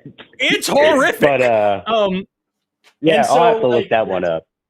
Yeah, so but that's the thing, man. It is everywhere all around you, and so like, be ready to call your friends out, be ready to call yourself out, and be ready to apologize and grow every day. You don't have to feel bad. You don't have to feel bad about being a white person, but you do have to recognize that white people are responsible for a lot of shit, and you have the chance now to ameliorate that and make that better. No one should feel bad. Exactly. Yes, brother. No one should feel bad about who they are, especially the LGBTQ community, who I don't know why they get bullied all the time. Any community out there, any culture, any ethnicity. This is America, and I guess the point of why I was calling it in is I do see this country more from an optimistic lens than a pessimistic one. I mean, if we really do go through, do we have areas to correct? Yes. But I mean, truly, everyone, look at our history. Yes, there's been battles here. Yes, there's been, you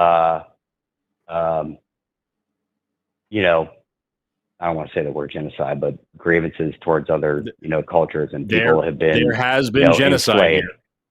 No, there has been genocide here. Where are the Native Americans, Doug? That was genocide. Yep. So genocide, not with completely wiping out. Granted, trust me, I'm not trying to say that's not true or genocide. Genocide does not require completely wiping somebody. But also, I will say, when you think about the group of people it takes to do a civil war, right? Mm-hmm. Do we think about the hearts of those people that were into that action?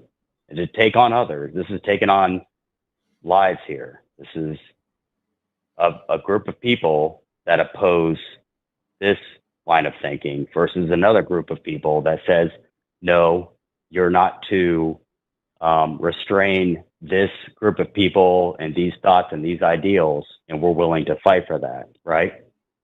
So let's not forget what our country has done there as well. Is I would say, and I know guys are going to think I'm all Star Spangled and Banner with that. I know it's been said before, but I do think the blood that was shed on those kind of ideals has laid a great foundation for us right now. And it's trying to defeat those things that are prejudice and evil. Okay, go ahead. That's great. Is it true, though? Is it true? Is that where we stand? Yeah. Americans have fought for the freedom of other people. Absolutely. And then a little while after that, we still do to this day. That's what you guys are doing. You're fighting for it by your free speech. Yeah, but we're not doing it for America. But like, I'm just like, yes, America. We fought the Civil War. You love living in this country, or no? No, I would rather live somewhere else if I could afford to do so. But like just like think about like, yeah, we fought the Civil War and we beat the racist South who absolutely fought that war for the right to own slaves. We can agree on that. And then what happened a little while later? Well, we had the Tulsa Race Massacre, where the government dropped bombs on American citizens and shot black people out of with machine guns out of airplanes, and allowed a race massacre that still has a scar in the city where I live now, Tulsa, that is still visible in the population distribution of this city. We still had Jim Crow laws after that. We still had to fight for segregation after that. We still had all the Confederate monuments that we were arguing over a few years ago. Should we tear down these old monuments of Confederate generals? Those were put up in the 60s during the Civil Rights Movement to remind black people who's in charge. And so like, yeah, dude, we did a little something. But while we were ameliorating life here for black people in this country, we were also still participating in genocides around the world.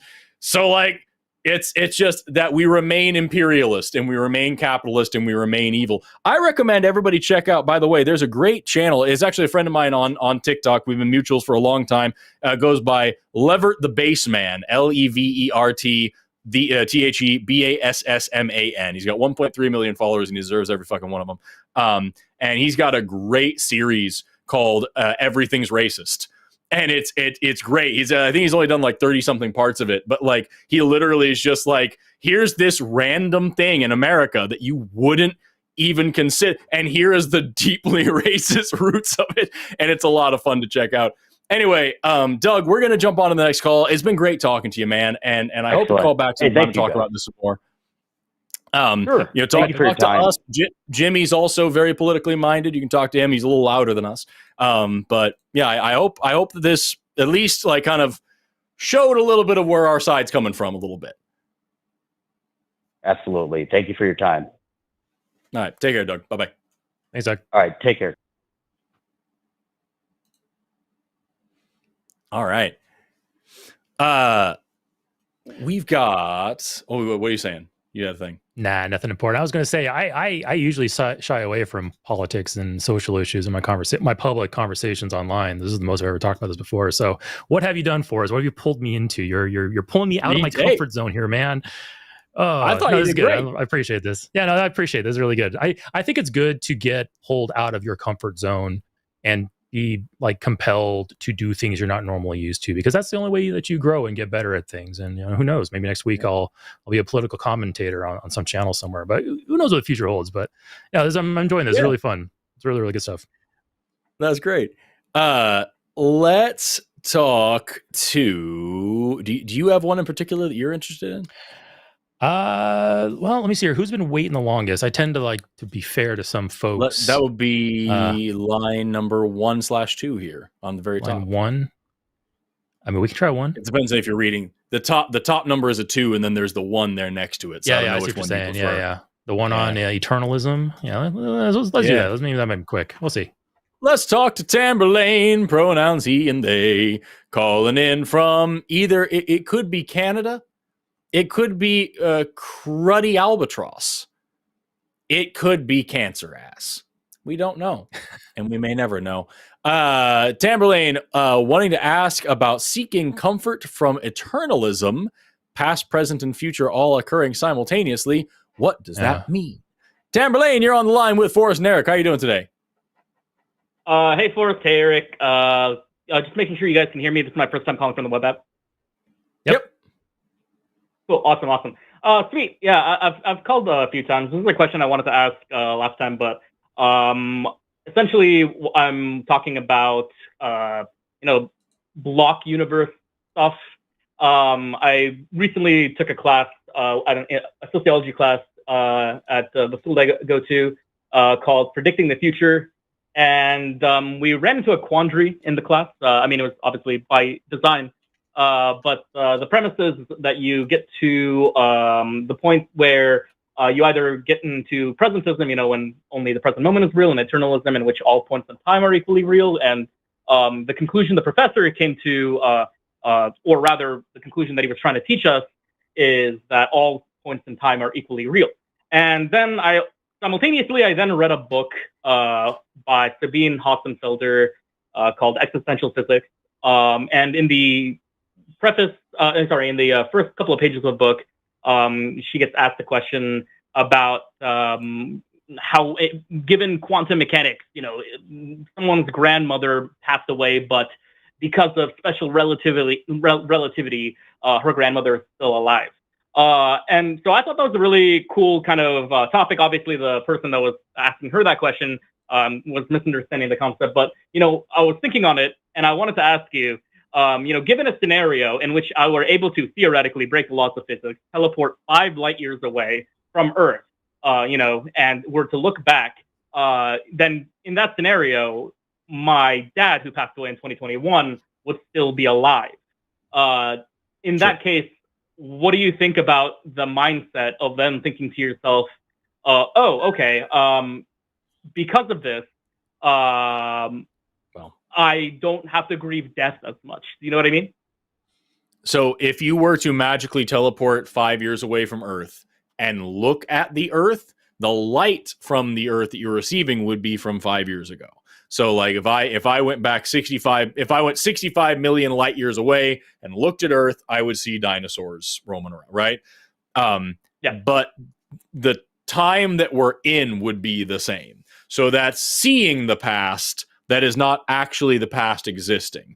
So your dad would not be alive. You would just be seeing him in basically a picture, a moving picture from what, in the same way that the light is now bouncing from my computer screen to my eyeballs, and that's why I'm able to see it. And there is a little bit of a time delay there. So literally everything I'm ever seeing is just a little bit in the past. It would be the exact same scenario where you are in the present. The light that you are seeing just happens to be very old. Does that make sense? No, totally. And so I guess, okay. That makes sense from like what I understand about like the topic. I'm a sociology major, so I do struggle with more difficult scientific topics. Yeah, so I guess in this scenario, it would be not dissimilar to, them existing in the form of a video, right? Like their moments are captured. They're captured in essence through the light that I'm seeing, but nothing more, nothing less, right? Essentially. So let me know if I understood it correctly. Yeah, I mean, as far as I'm not a physicist, but as far as I understand light physics to work and light years to work, light year is a measure of distance. It's how far light travels in a year. And so if I were to flash a flashlight right now and then turn it off, then if I went 1 light year away, in 1 year, I would see that flash. And it would take that long for that flash of light to get to me. But I still turned off the flashlight a year ago. You know what I mean? I'm just now seeing the flash happen. So if that's the whole thing, it's if you're talking about relativity, then that has more to do with if there's special in general. You said, I think, special relativity. Special relativity, if I remember correctly, has to do with velocity, with speed, with how fast you're moving. That wouldn't be velocity. It is speed. And so if I remember correctly, the faster you're moving, the slower time is perceived to you. And I can explain why that works if you'd like. But that just means that your speed makes time move slower. That doesn't ever mean that you're not in the same moment, if that makes any sense. No, I got it now. Yeah, cool. Yeah, I mean, sorry, you were saying something? I was going to say, even if it were the case that, okay, I mean, because I used to think about physics that way too, where, if the light that I'm actually seeing from distant stars, from my frame of reference, that's what's happening right now, because what's happening right now is what I am currently seeing. And so, like, if you were to travel away from the Earth at over light speed and overtake the light that used to be emitted from Earth, that's basically traveling back in time, because you're going to see what happened in the past. I used to think of it that way, but just for the sake of argument here, if it were true that, okay, if I were able to just teleport 5 light years away from here and look back on Earth, I could see my dead mother. Would that be comforting to me? Well, I don't know, because I can't interact with her at all. She can't interact with me. We might as well be in 2 different universes at that point. So I don't know if I would find comfort in it. But this kind of the broader scale of kind of what you're bringing up here with eternalism, and how it can be like a little, it can either bring you comfort or maybe even bring you discomfort, because the idea of all points in time occurring simultaneously, and we're simply moving through a series of frames to whatever conclusion there will be. Like, yeah, you can lump that in with things like fatalism, the heat death of the universe, and whether or not we have free will or not. And I don't know, I think on average, I probably derive discomfort from from our understanding of reality, because I don't like the idea of not having free will. But at this point in my life, I don't see a reason why I shouldn't think I have free will. I don't like the idea. I don't find much comfort from it. But I don't let that really get in the way of my existing or anything like that. I might just, my brain's really good at conveniently ignoring things that I'm uncomfortable with. So I kind of not really focus on that too much. But I think whether we get comfort or discomfort from what we know about our universe just really comes down to what our understanding is and what our values are. So you're not wrong in finding comfort in that idea. And if that is the case, then yeah, find all the comfort in it you want. But it might be a hard thing to actually prove. Yeah, totally. Yeah. Definitely not trying to approach it in the mindset of I want to convince other people to abide by that mentality or anything like that. I was just more curious on your guys' thoughts and trying to kind of establish either validity or push back on the thoughts and try to figure out a better way to find that sense of comfort. But yeah, cool. That was more or less my question. I think you guys gave me a pretty solid answer and direction of where I'm going to go with that. So yeah, I appreciate it. Right on. All right. Appreciate it. Have an awesome rest of your day. Take care. Take care. Bye-bye. As someone who has just a basic layman's understanding of physics and relativity, I'm glad I was able to say something that brought you comfort, Tamerlane. So thank you. I feel very. I want to do a thing. So my favorite explanation for this whole thing that I've ever seen, and fucking Aaron Adair right now is watching this, pulling his fucking hair out. and punching the wall and screaming. And I don't care. The best explanation, the coolest way that I've ever seen this explained was that the mirror on the train experiment. That apparently, yeah, you know what I'm talking about. Yeah. So Einstein's sitting on this with train. His cousin. Yeah, Einstein with his cousin. They were discussing this, and yeah. And so for those who I'm just saying, for those who don't know, who are excited about this, right? If you're like me and you think this shit's cool. So Einstein's looking in a mirror and he's sitting on a train and he's sitting here. And so here's Einstein. I'll draw it, I guess, this away. Yeah. So here's Einstein. I'm going to make him kind of a fuzzy little thing. And here's a mirror right there. And the train is moving this way. And so he's thinking like, okay, if I'm sitting here and I've got me here and the mirror here, then light is going to the mirror and then bouncing back to me. And that is a set distance. And so the speed of light is going at this distance, at this rate, and that makes sense. But if the train is moving, then all of a sudden, after a minute, the light bounces this way, but then we've moved, and so it has to bounce this way to get back to me, and this is a longer distance. And so as this is happening, instead of just going back and forth and back and forth and back and forth, it's going in this back and forth triangular pattern, and that distance is increased, but the speed of light has to be the same. And so if the speed of light is the same, but it's covering a greater distance in the same amount of time, then either time has to be relative or the distance has to be relative. And guess what? The answer is fuck you. It's both. That the faster you're moving from an external, for you as the observer of you moving from your perception, everything's exactly the same. But physics is all about perception. The first lesson in any physics class is, who are you talking to? Who is the one writing the question? From whose perspective are you taking this? And so from somebody standing out here, this blockhead here, saying on the other side, looking at this thing, in order for the speed of light to remain constant for this person, the faster Einstein moves down the track, the more he is compressed and the slower time moves for him. And that's freaky as all hell to think about. So if you want to live a longer life, you just have to move fast as all hell. And you will be, to everybody else's perspective, you will live longer and be skinnier. And that's science. Although from your perspective, Aaron Adair. From your perspective, though, like life's going by normally for you, but for everyone else, you're going to live forever. Yeah. Right. Or another good way to do that too. If you want to live forever for other people, just fall into a black hole. Yes. You'll basically be locked in time, and you'll be stretched into the red wavelength of light and just fade away. Yep. You're still there perpetually.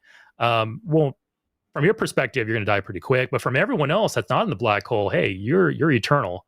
You're more permanent than God at that point. So yeah, it's true. It's crazy stuff. Crazy stuff. As a certain blue hedgehog once said, "I must be quick." That's what he said. Gotta right? go fast. You did it on purpose. Let's talk to Mark. No pronouns given. Calling in from the same oligarchy hellscape as one of our last callers, who says there is a strong evidence for an afterlife. Mark, you're on the line with Forrest and Eric. How you doing today? How's it going? Never had a bad Pretty day, good. man. I don't normally do this, but we're still doing the pronoun thing. As a Gen Zer, I thought we kind of moved on from that. I wasn't going to bring it up, but you have forced my hand. No, we still care about grammar here in the 21st century, it turns out. Yeah. I thought we were sort of into science and, biological determinism and all that. I'm literally a biologist. Hate to break it to you, science is 100% on the side of trans people, but that's also, pronouns aren't necessarily just a trans thing. My pronouns are he and him. Those are the ones that I prefer. And now you know how to refer to me respectfully because I've given you the opportunity to know that information. That's just how courtesy works, Mark. Yeah, but I mean, if to the extent that our language is a social construct, then it needs to be broadly accepted in order to become a part of our vernacular. And I reject the idea. Which is why, yes, it does have to be broadly expected, which is why we do it across this entire channel. and also the other atheist channel that I host on, and my personal, YouTube and everything like that, and also like every university I've ever attended, all the professors list their pronouns, and a lot of before the Trump administration, like most government agencies and everything, people list their it's just generally becoming more and more accepted as a courtesy thing to do. It started out because if somebody listed their pronouns, they were basically outing themselves as a trans person, and that kind of sucks. And now that everybody's doing it, not only are we, protecting, trans individuals, we're also normalizing the practice of like talking about gender, because it's still, for some reason, widely believed that gender and sex are both synonymous and binary, because that also is just common speech. It's kind of what's accepted widely as like a vernacular thing, even though it's not scientifically true. Eric, what are you saying? You look like you had a word. I find it funny how people complain about pronouns, but they just won't complain about proper nouns. Because like Mark, when you entered this conversation, you said, my name's Mark. You're basically saying, my proper noun is Mark. This is how I am referred to. And I can imagine a society where half of us were like, who cares about proper nouns? You're still hung up on proper nouns? I'm just going to call you whatever comes to my mind when I refer to you. I don't think I don't think that's a good society to live in. I don't think that really is really conducive to healthy conversations.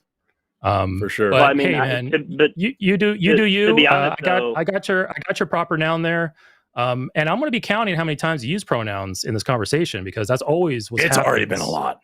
It's already been a lot. So go ahead. Well, I mean, but to be honest, though, I mean, as a Gen Zer, I think we're, at least in my experience with my colleagues and people I interact with, I think we're definitely going the other way. I think the majority of Gen Zers reject the notion that you can modify your own pronouns. I think we're more traditional in that sense. But I mean, if you feel the society is shifting in that direction, hey, if that makes you psychologically more comfortable, that's fine. But I think it's not really about comfort. It's not really about comfort. It's really just about like being scientifically accurate. That's the cool thing about inclusivity, is that like more often than not, I actually can't think of a reason off the top of my head that this wouldn't be the case. If you are being more inclusive, you are also being more scientifically accurate. And so like I'm a millennial, but I work with Gen Z a lot as an educator, as a content creator. I've got like, a ton of people watch me on TikTok and stuff like that. Most of them are Gen Z. And I have the exact opposite experience. People are in your generation seem to be overwhelmingly very much on the opposite side, and trying to focus more on biological reality and on science and on inclusivity and making the world a better place for everybody. Although I suppose there are outliers and stragglers here and there. But either way, it really doesn't matter what you personally are into, or even if there is a trend. I agree with the idea that language goes by the way of the majority, but science does not. And as I said earlier, biology is very strongly and unequivocally on the side of trans and non-binary people. So like, as long as we keep studying and learning and talking about science, we're going to keep on supporting LGBT folks. And if Gen Z falls behind on that, then I've got to do a better job as an educator to help you guys catch up. Yeah, I mean, I definitely understand your sentiment. I think we can kind of agree to disagree on the idea that Gen Z is very pro LGBTQ. Yeah, we'd have to look in my we'd have to look at some. We'd have to look on surveys on that. So I don't think you come in here and saying, well, I think my generation is this, and we have multiple people in the audience saying, no, Gen Z is the opposite. That's not going to get us anywhere. So it's really not. Unless if you have a poll, if you want to bring a source, if you have like a Pew Research poll of like, or a public opinion poll or something like that you'd like to bring up, I'd listen to it. But at the end of the day, it really wouldn't matter, because as I just said, like biology, 100% pro LGBT. So like there's really no argument to be made from a scientific perspective about whether trans or intersex people exist. They fucking do. Well, there's definitely a strong argument that LGBTQ prevalence in our society is spread through social contagion, and that absolutely society, no, it very isn't. It is. There's actually it is very. So it is incredibly I chalk it up, socially contagious. Mark, I chalk it up to your age. You said you're Gen Z, so I chalk it up to the fact that you haven't had the time or the opportunity to study this in a serious way. But there is actually overwhelming evidence to the contrary. During the 20th century, especially, this was looked into, and the beginning of the 21st century, this was studied heavily, and people tried to find those quote unquote contagions in ways that there were some truly horrific experiments trying to simulate that. None of them worked. So despite the best efforts of scientists to create more LGBT people, it never worked. And despite the best efforts of scientists, of ethical scientists, to find the root causes in a social sense of those things, it never happened. What there is evidence for is that certain sexual behaviors, things like the amount of sex had, the level of safety, the age at which sexual behaviors start, those types of things are very much socially mediated and socially influenced, largely through social media. So like when you start having sex, how much sex you have, what kind of sex you have, how safe you are with your sexuality or sexual behaviors, those things are socially influenced, and that's why sex education is so important, and that's why social media moderation is so important. But there is absolutely zero actual scientific evidence that anybody can be turned gay or trans or any of those things through any kind of social conditioning whatsoever. There is strong evidence against it. What you are describing here is just a conspiracy theory that's been spread by a lot of dumbasses for a long time. So I don't blame you for thinking it. It is a very prevalent bullshit. It's like the LGBT people being groomers and pedophiles thing. It's just a common talking point that gets brought up all the time. It has no scientific backing, strong evidence in the other direction. It means nothing, but it's very catchy. So people like to pick up on it, especially young people. Well, I mean, according to recent data from Gallup, the percent of U.S. adults identifying as LGBTQ has been increasing. Silent generation, it was 1.8%, baby boomers 2%, Generation X 4.8%, millennials 12%, and Gen Z 21%. Yep. That's strong evidence of that's not just mere societal acceptance. That's a social contagion. That's not at all a social contagion. So like what you have to think about here is, why is that happening? Why are those numbers going up? There's two hypotheses that we can go off of here. Number one is social contagion, which if that's a hypothesis that matters, remember in science, we never accept a hypothesis, we fail to reject it, right? That's the number one lesson of science. So we have to check this thing and test it. If that hypothesis were true, if that actually had some validity, then we should be able to find like actual reliable ways in which that is spread around, that actually sticks to people. Things like conversion therapy should work, and they don't. We don't find any of that stuff.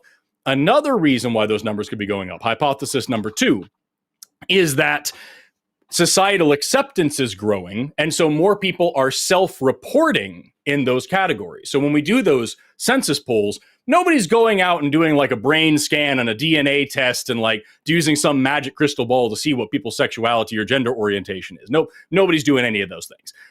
It's all self-reporting. People just write down what they want. And when you talk about, the silent generation, Gen Z, Gen X, all these people, these are people who were very much, LGBT people were more stigmatized and a lot more marginalized. There was a lot more oppression. And so they didn't want to come out. They didn't want to talk about this. They were locked in the closet and oftentimes denying it to themselves as well. And they didn't want to be very honest about intimate personal details of their life that were very socially taboo with strangers in lab coats. Now we are more accepting of LGBT people. And so they're able to express themselves and say, hey, yeah, that's me. You can see the same exact thing if you look up, you go to Google right now and look up the rate at which left-handedness was recorded. It used to be next to nobody was left-handed, and then there's a dip in left-handed people, and then it spikes and it skyrockets like crazy, and then it plateaus out, and it's just a flat across the board. This is how many. And what happened is we used to punish people for being left-handed. We called it being sinister. You'll notice in science a lot, whenever we talk about anything left, it has an S abbreviation, meaning sinister, because we thought that left-handed people were evil, and that was the devil manipulating your hands or whatever like that. We used to train it out of people in schools, in public school. If you wrote with your left hand, teachers would slap your knuckles with a ruler and make you write with your right. And then we started talking about it publicly, and we see this dip in the graph as it is now stigmatized even further, and it's publicly in conversation, and people are arguing about it. And then we come to a point where we're like, hey, this is actually natural human variation. Humans are just naturally left-handed sometimes, and that's okay. And then we see this massive spike in left-handed people self-reporting as being left-handed. And if you were alive in that time, you'd be saying, this left-handedness is a social contagion. Everybody's going to be left-handed before too long. But what actually happened is it just plateaus out, and it flattens out, and we see that this is just X amount. I think it's like, something like 20-something percent, or it's probably less. It's probably like 14% of people are left-handed, period. And that's how it always is. And you see the same thing with LGBT people. Now we're at this time where we're becoming more accepting of LGBT people, and we're talking about it a little bit more, and we're not punishing people for being LGBT, and we're accepting it as a society. And so we see a rise over the past couple of generations. More and more people saying, yes, I am gay, I am trans, I am bi, I'm whatever. That doesn't mean that they're being infected with something. It means they're finally allowed to be honest. And in another generation or two, we'll see those numbers level out, and just this amount of people will be gay. And that's just natural human variation. Again, what you're describing here are just really common just talking points that people who don't know how to do data analysis just use to trick young people like you into hating your friends and neighbors. I'm very happy you called in. Well, so we can help wait. I definitely have to push back against that. I didn't say anything about hating people who I identify in any particular group, but I would reference a 2008 study. Well, but I would reference a 2008 study by Ivanka Civic and Per Lindstrom, published in the Proceedings of the National Academy of Science, that found gay men have brain symmetry more closely resembling that of heterosexual women, and lesbian women's brain symmetry more closely similar to heterosexual men, indicating that it is a biological function, which indicates whether someone is LGBTQ or not, which leads me to believe that the increase we've seen is not merely explained by a change in social acceptance. So that actually, what you just did is completely missed the point. It sounds like you moved on to the next thing that like was on a script. Let me explain what I mean by that.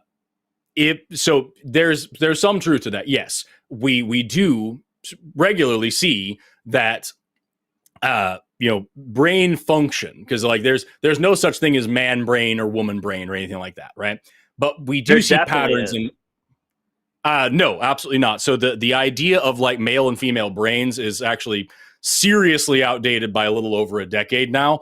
There are certain parts of the brain that are somewhat sexually dimorphic, but when we look at like major reviews of like thousands of brains, we find that those dimorphisms, which dimorphic means that like it's different between sexes, we find that these so-called male structures and female structures, they're not internally consistent, and they have very highly from population to population. And so everybody's brain is actually more of a mosaic of what we would traditionally have called male structures and female structures. Everybody's brain is kind of like their fingerprint, and some people's brains are more aligned in this male direction than the female. But what we do see in a dimorphic pattern is activation patterns, right? So we see that like, somebody who has a gender identity of man has activation patterns in their brain that look this way, and activation patterns look this way in women and things like that. And what we do see is that there are some brain regions that do vary in size, and those we can kind of draw trends in, but in activation patterns is way better. And we see that, yes, heterosexual men looking at a woman in a brain scanner have the same activation patterns as a homosexual man looking at a man. That's part of their neural anatomy, right? That is part of the way that their brain works. Some of that is influenced socially, but again, that's like what types of things you find attractive, not like what genders you find attractive. That's something you're born with. And the same thing also with gender identity. When there's one really cool study where we put cisgender people and transgender people in a brain scanner, and we showed them computer-generated images of their own body morphing to become more masculine or more feminine. And sure enough, the exact same activation patterns in cisgender people watching their body morph towards their gender identity, towards their sex assigned at birth. And we saw the exact same patterns in transgender people watching their body morph away from their sex assigned at birth. So like yeah, in terms of like brain patterns and things like that, yes, we see these things are somewhat biological. That doesn't mean that we found a single root cause of these things. And it's very important that we don't try to what we call pathologize these things or make these things out to be like diseases or contagions or whatever, because there's no evidence of that. All of this strongly suggests that people are born however they're born. These things wouldn't be happening if we were talking about a social contagion. That's the opposite of what we would be seeing. So again, what it sounds like you did here is you just ignored the things that I said and you moved on to some other thing that some other podcaster or talking head on the internet or whatever, which, you know, crazy thing for me to say is a talking head on the internet, but some other talking head on the internet said this next thing and said it to be some sort of anti-LGBT thing. And that's just not actually how the science works. Once again, science is very much on the side of LGBT folks. Well, I would definitely push back on the idea that I'm taking references from some radical, algorithmically encouraged anti-LGBTQ group that I'm listening to. I'm just citing studies and making an argument. Yeah. But let me just bring up some points, though, because you mentioned that there aren't any. Well, let me. It's just that you moved on to the next thing without actually addressing what I had actually said, and these are points that we hear all the time from, you know, anti-LGBT activists. So, like, I'm not saying that you're just like, you know, being fed information and thinking, you know, taking it uncritically. I just think that you have a source that's being dishonest with you. Well, I think what I said was directly related to the point, though. We were discussing the prevalence of LGBTQ folks in our society, and I was trying to indicate that if it is a biological function, which I think is what the evidence would indicate, and less of a social contagion, I don't believe that we would be seeing the prevalence that we see today if it were merely a biological function and not something being encouraged societally. And I would, Forrest, and also Forrest gave you. So Mark, on that point, Forrest gave you alternatives to your hypothesis. One is that people can identify a certain way, yet express themselves in a different way because of societal fallout that they don't want to have to deal with. We saw that with closeted gays back in the 1980s and prior. You can identify a certain way and yet publicly express yourself in a different way for reasons. And I want to add a third reason on top of that, a third explanation, hypothesis on top of that, and that is that since as science progresses and as we've studied people in psychology and sexuality and biology more, we have discovered more ways to categorize ourselves. So yeah, go back 50 years, go back 100 years, we didn't even have the labels that people could use to accurately identify themselves. So they went with the labels that were currently available. So there are alternate explanations to what you were considering to be a social contagion, and Forrest is saying, no, there's other explanations, and we can look at the science to determine that or not. Yeah, and that's the thing, man, is that the science is strongly against this idea. And a great example of that is that, like, gay people and trans people have been around the whole time. We have evidence of, actually, like, records of gay and trans people going back thousands of years. And yet, if you think about, like, you know, when I grew up, there were no gay people on TV. There were no, like, or I guess maybe one, but like in like, you know, cartoons like, for kids and everything. When I grew up, there were no gay or trans characters in the shows that I watched. And yet I still have gay and trans friends that are my age. Somehow, no amount of forcing heterosexuality and cisgender on them changed their minds. None of it was contagious to them, right? And yet you want to pretend that we can somehow spread being gay or being trans. If it works one way, it should work the other way, and it doesn't. We see that this is something that is prevalent across human history, across time and space. Cultures around the world are expressing these things. Go ahead. What are you saying? If you don't mind, let me sort of push back against that a little bit. I think that, sure, for starters, I'll kind of start with the idea that there are no differences between male and female brains, because I think this is really a key point to the discussion. I don't think that's accurate, and I don't think that that is what the science indicates. If you look at a comprehensive study by the National Institute of Health, they analyzed over 2,000 brain scans and found consistent sex differences in brain anatomy. So we're not just talking about functional connectivity, we're talking about the actual structures in the brain. Females tended to have a greater cortical volume in areas such as the prefrontal cortex. Males had relatively greater cortical volume in ventral, temporal, and occipital regions. So like the idea that it's merely a connectivity issue, I think it goes beyond connectivity. I think it's actually the structure of the brain is different. And I think that's important that we flush that out before we kind of expand the discussion out.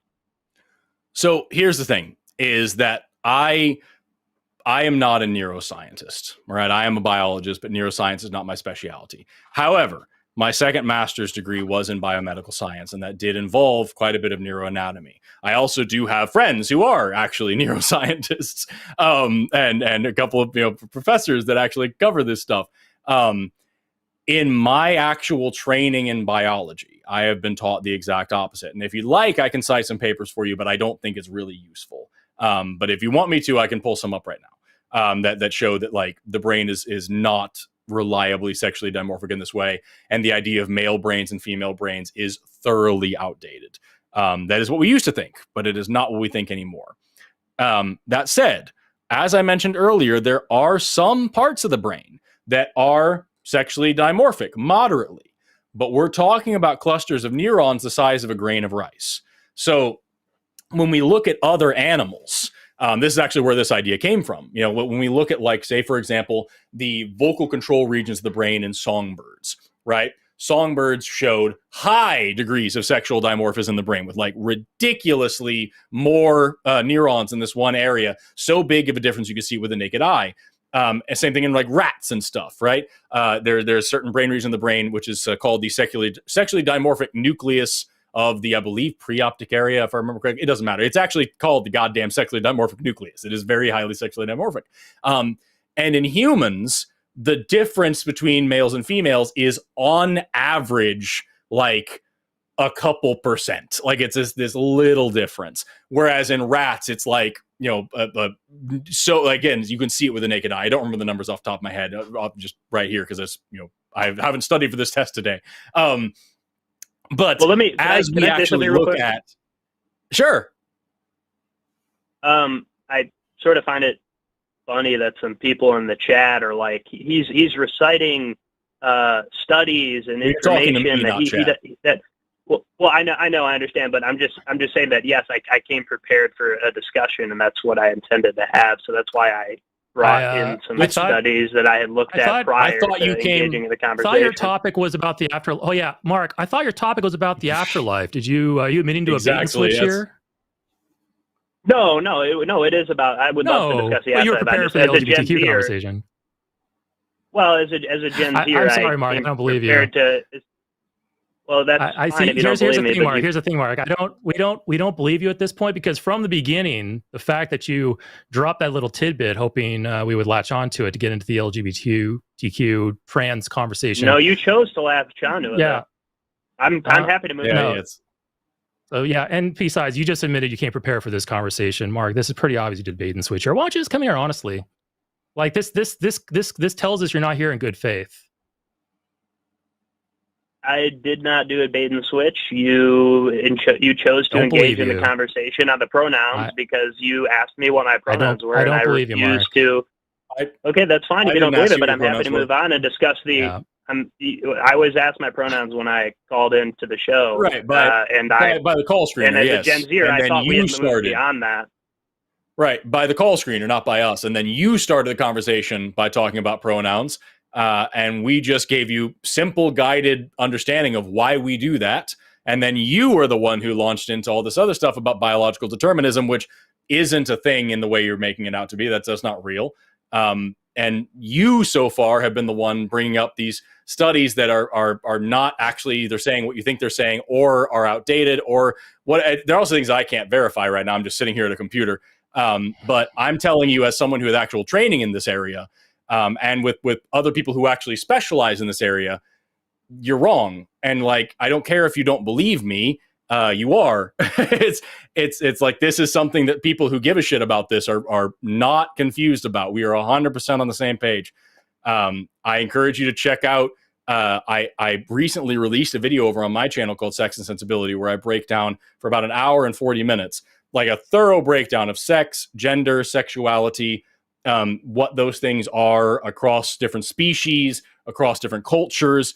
And I have several reviewers on that. You can go to the description and see. And I've actually got a couple of my neuroscience friends who are PhDs in neuroscience that reviewed that script and verified everything I said about how brains are not sexually dimorphic in this way, that male brain and female brain makes about as much sense as male and female lungs. It just doesn't work that way. So like, I definitely didn't portray it as just male female brain. I cited specific studies which show differences in the brain structures of male and female. But also, yes, and as I've said over and over, Mark. No, you could hold on. Yep. You did say there are specific structures, and I agreed that there are specific structures. But what I said that I think you missed is that those structures are neither internally consistent nor reliable. In like one, you can't pull out a man's brain and say, okay, it's going to have this anatomy. That doesn't work that way. And they're not internally consistent, which means you're going to have a mosaic of what you would have traditionally assumed were male and female size structures in your brain. And also they vary highly across populations. So all of that is to say, yes, there are dimorphisms. No, they are not reliable. This is exactly the same as when we talk about forensic anthropology and somebody tries to say that male skeletons look like this and female skeletons look like that. It is a gross oversimplification to the point of just being dishonest. And if you know a thing or two about this stuff, you would understand that. But if you just pick up a source that you are not trained to read properly, you wouldn't. And so again, I understand I'm not trying to belittle you or patronize you by saying you're young and you have another chance to study this, but I'm telling you, you're buying into some bullshit that is thoroughly debunked pseudoscience at this point. Well, that's not, but also to be fair for saying it was dishonest of me to kind of delve into this topic, before I was transferred on the live chat, the person said I was free to delve into other issues. And you can check that recording if you want. He definitely said I was free to delve into whatever issue I wanted to. Right, but you put in the call screen, you wanted to talk about an afterlife, and then you admitted that you prepared for a conversation about LGBT people.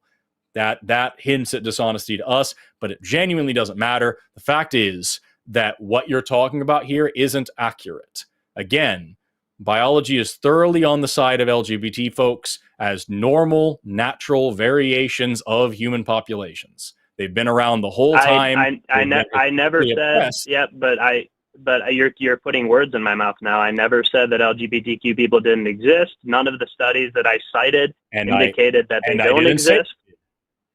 And I didn't say you did. How is it relevant to the debate? Because you're saying that they are contagious. And that is also something that is thoroughly debunked pseudoscience. It's really, I'm saying, well, to kind of summarize my point, because I don't know if you fully understood what I was trying to say. I think that the point I was making is that there are differences in male and female brains. We've measured them. There are real differences. They impact the decisions we make on a day-to-day basis.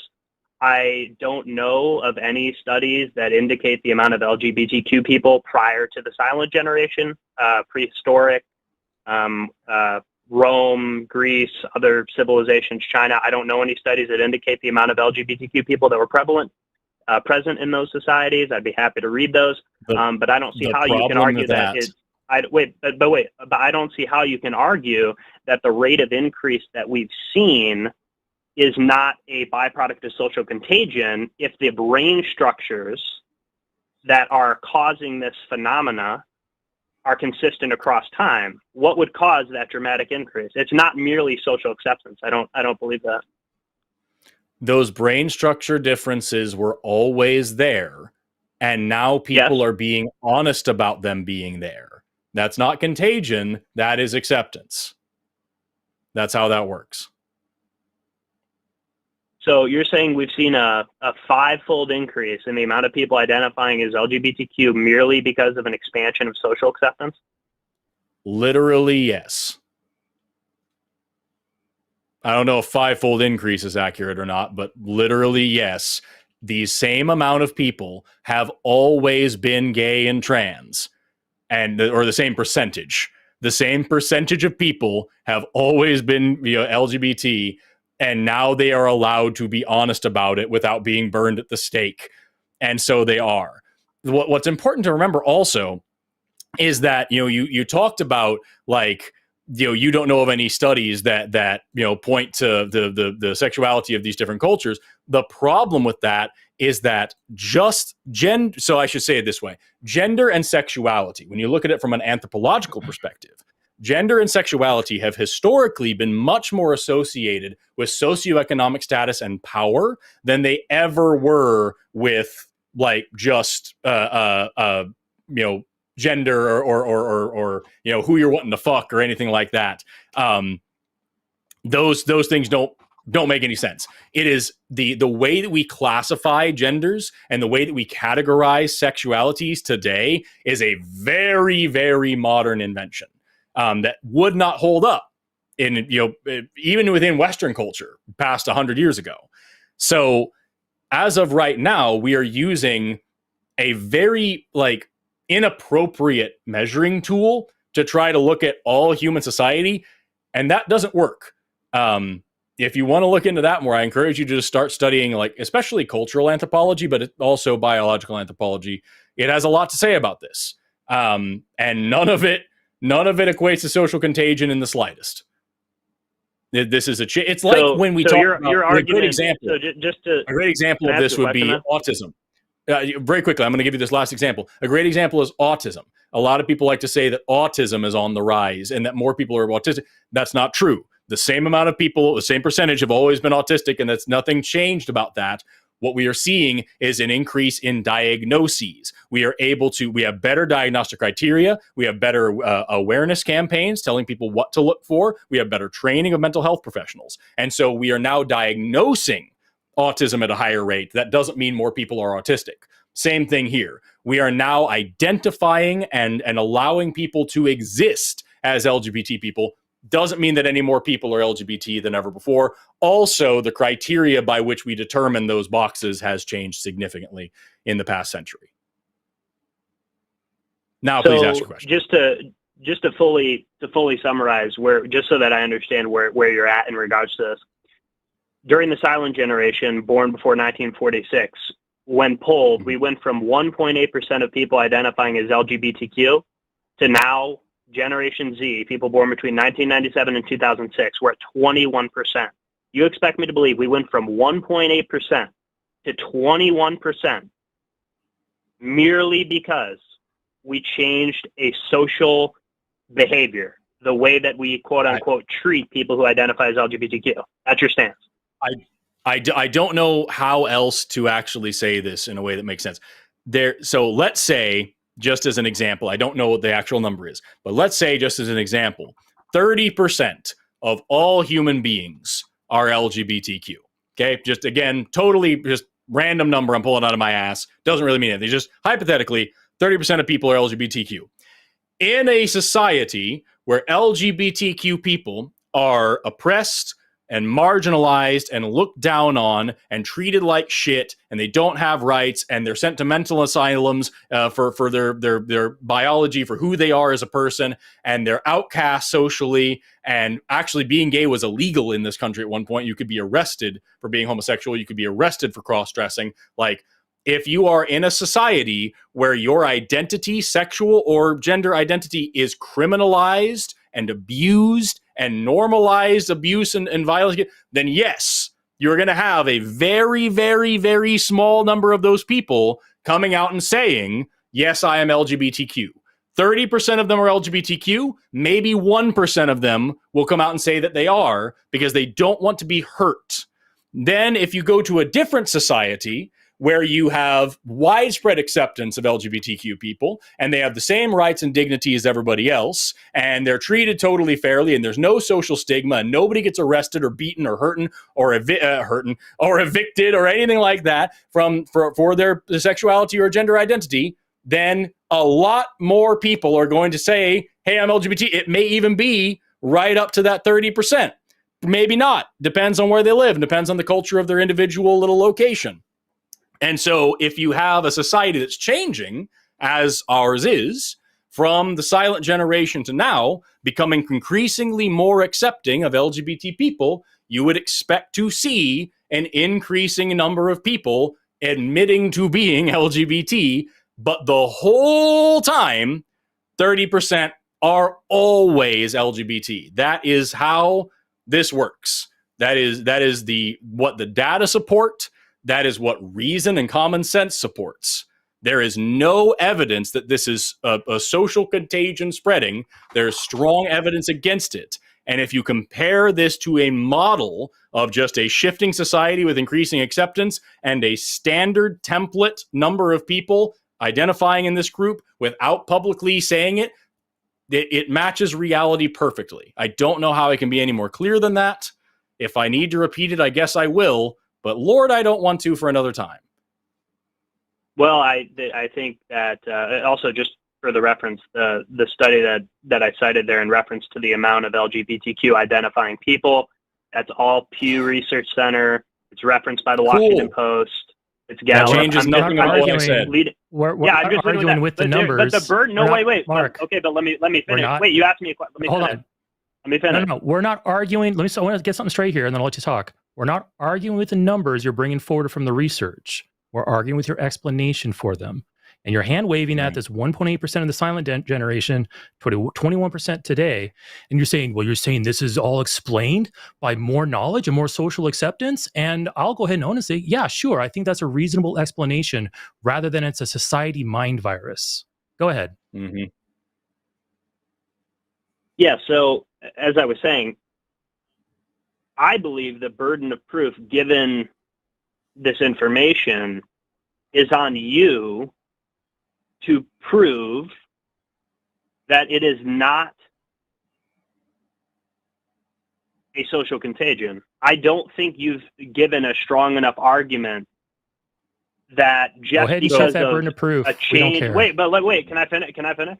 No, but what you said is that the majority of what you claimed is that what explains the change from that 1.8% to the existing 20+% we see now, I think, is a principal change in the way that our society treats a subset of the population. You have not cited a single study that indicates that is what drove that change. You have hold on, Mark. Yes, we have. We've pointed to a bunch of different examples about society doing certain actions, whether through law or whether it's just general, the way society treats people. The way those attitudes shift affects how people identify themselves and how people express themselves publicly. I didn't say that here's the thing, okay? So you're positing a mind virus, and we're saying, no, we don't think it's that. We think more plausibly it's this other thing. We could both be wrong. There could be a third explanation for why we see it, or it could be a mix of all these things, or maybe some of them. We don't know. We aren't asserting that we are right and you are wrong. We're saying that we find our explanation of the data more plausible than yours. Because we have examples of, let's just take 20th century Germany. All right. I don't have the numbers here, but I can probably guarantee you that if I were to see a line graph of homosexual men in Germany from the 1900s to 2000, I'm going to see a big dip around the time Hitler took power, the Nazis were in charge, and a big upswing once they're out. That's not a social contagion. That's how society was treating those people. And when people are treated poorly because of who they think they are and who they express themselves as, you're going to have people falsely expressing themselves to protect themselves. It's plausible. We've seen it happen so many times. You're here saying, no, it's a mind virus. So no, that's a mischaracterization. Wait, that's a mischaracterization. Social contagion. I'm not mind saying virus. That's it. No, that's a mischaracterization. I'm not saying that there are not social changes and modifications in the way that we treat people that can have a real and measurable effect in terms of how they identify. I grant that, but I don't think you've presented a strong enough evidence to indicate that it would go from 1.8% to 21%. I'll grant you that there are. Yeah, it's a 100 years. It's over a 70-year period. 70-year period. Yes. Okay, 70 years. Fine. So 70 years. 70 years of scientific progress. A 10x increase in 70 years of how people sexually identify. That's a huge increase. Yeah, That's a not that huge. increase. Are you kidding me? That's not really That's a huge at all. massive Actually. increase. yeah, no. That is a massive No, it man. very much is not. That is a So that is a you're saying paradigm that changing increase. So- That's ludicrous. So now you're just That's appealing. not the Now you're appealing to incredulity. You're basically saying, "I can't see how this can be the case. You guys are crazy for thinking this is the case because I can't understand how this is the case." You haven't no, given a strong enough argument not to an prove argument. that level of increase is So, not. No, you haven't given a things. strong enough argument to I don't prove think you that understand level what of we're saying increase here. is merely Mark- driven. I do. Mark, I Mark, don't think couple you things. understand what we're saying here. Yeah, go ahead, Forrest. Yeah, couple of things that are really important. Number one, you brought up we haven't brought any studies or anything like. We didn't prepare for this. You're allowed to call in and say you said you prepared for this, but while you were rambling, I went ahead and just pulled up a couple here. Here is from, let's see here. This is from the journal called Cerebral Cortex, published in 2021. This is the title of the article. The human brain is best described as being a male-female continuum. Evidence from neuroimaging connectivity studies by Zhang et al. 2021. Here I've got another one. This is from the journal Neuroscience and Biobehavioral Reviews. Dump the dimorphism. Comprehensive synthesis of human brain studies reveals few male-female differences beyond size by Elliott et al. In 2021. So there's two studies, both from 2021, that both back up what I'm saying, that these brain differences, of course, there are slight differences, but they're not internally consistent, and it makes no sense to say that there are boy brains and girl brains or anything like that.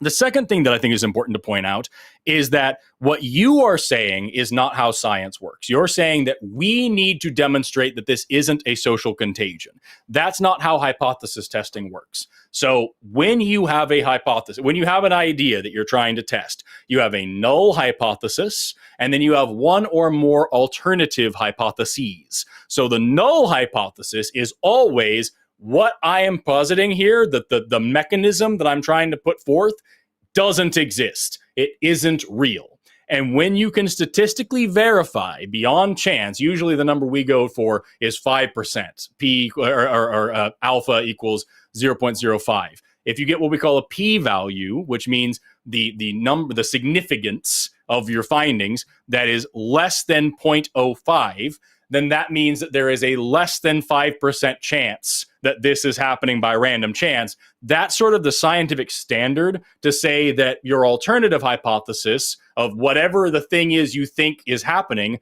is actually like possible or useful to think about. For you to say that we have not demonstrated that this social contagion doesn't exist is backwards. The social contagion not being a thing, not being a mechanism of this phenomenon you're seeing, that is the null hypothesis. Remember what I said a minute ago. In science, we do not accept a hypothesis. We fail to reject it. You should always be trying to reject the hypothesis you're making. And one of the ways you reject it is if you don't have enough evidence for it, or you have better explanations that aren't that. And so your alternative hypothesis is that this is a social contagion. The null hypothesis is that this is standard variation that is now being normally expressed. You have not met the burden of proof. You have not met the statistical burden to say that you have a reason to move forward with your hypothesis. So we do not accept that that makes any fucking sense to us. The third and most important thing to remember is something else that I said a minute ago that you might have missed, which is that gender and sexuality have historically been more associated with socioeconomic status and power than the way that we today associate them with who you want to have sex with or what you identify as. The models that you are using right now to determine who is LGBT or what LGBT even means is a social construction of your society in this generation. Go back a couple of generations, it was completely different framework. Go to a different society, it is a completely different framework. Go anywhere around the world throughout history, across cultures, it is a totally different framework. So you are trying to apply very modern and very, very niche heuristics of how sexuality and gender work to try to judge an increase in this population. No matter how you slice that, our model works and your model does not. Are you starting to understand where I'm coming from here from a scientific perspective? So, just to summarize, that was what a yes you're or no trying question. to tell me. That was a yes or no question. I just want to. Then no, I think you're completely wrong. I don't think that's how it works at all. But that's not even what I asked you. Also, then no, you're definitely, that's not how it works. You're the one making the claim. I said no. You said yes or no. I'm saying no. You're the one making the claim, and I'm saying your evidence has not met that burden. Okay. I can't help but repeat myself. Do you understand how hypothesis testing works here?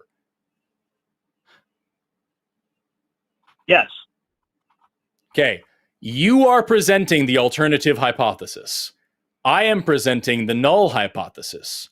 That means that you have the burden of proof to get to where we fail to reject what you are saying.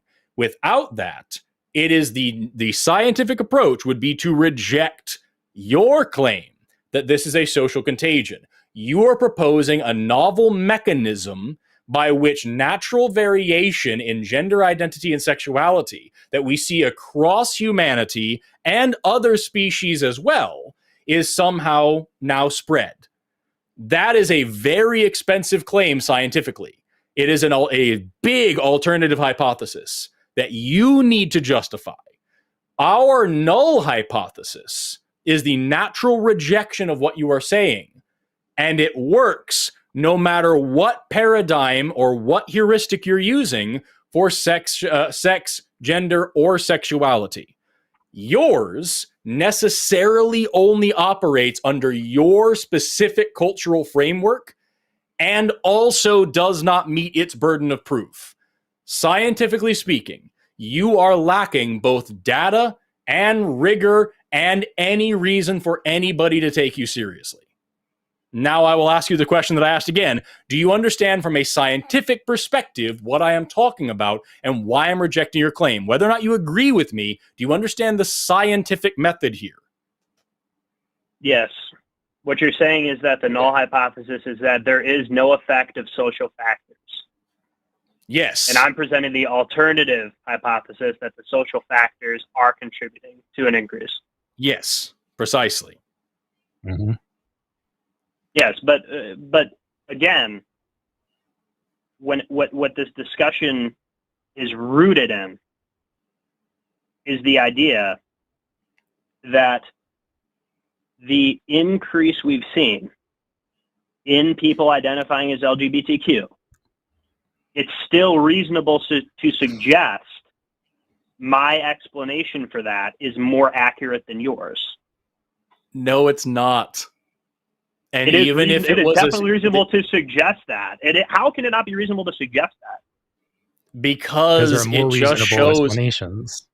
Number one, there's more reasonable explanations, and number two, because you still for some reason don't understand data bias.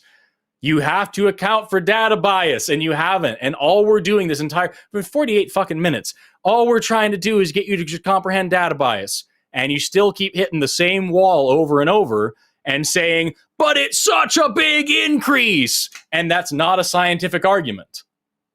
That's not what I just said there, though. I didn't.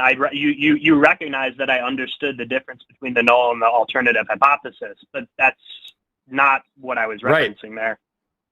What you just referenced is the same data bias. Go ahead, Eric. What are you saying? How is it data bias? Because you're hand waving at this fivefold increase, as you claim, in almost 2% to 21%, and being gobsmacked by this increase.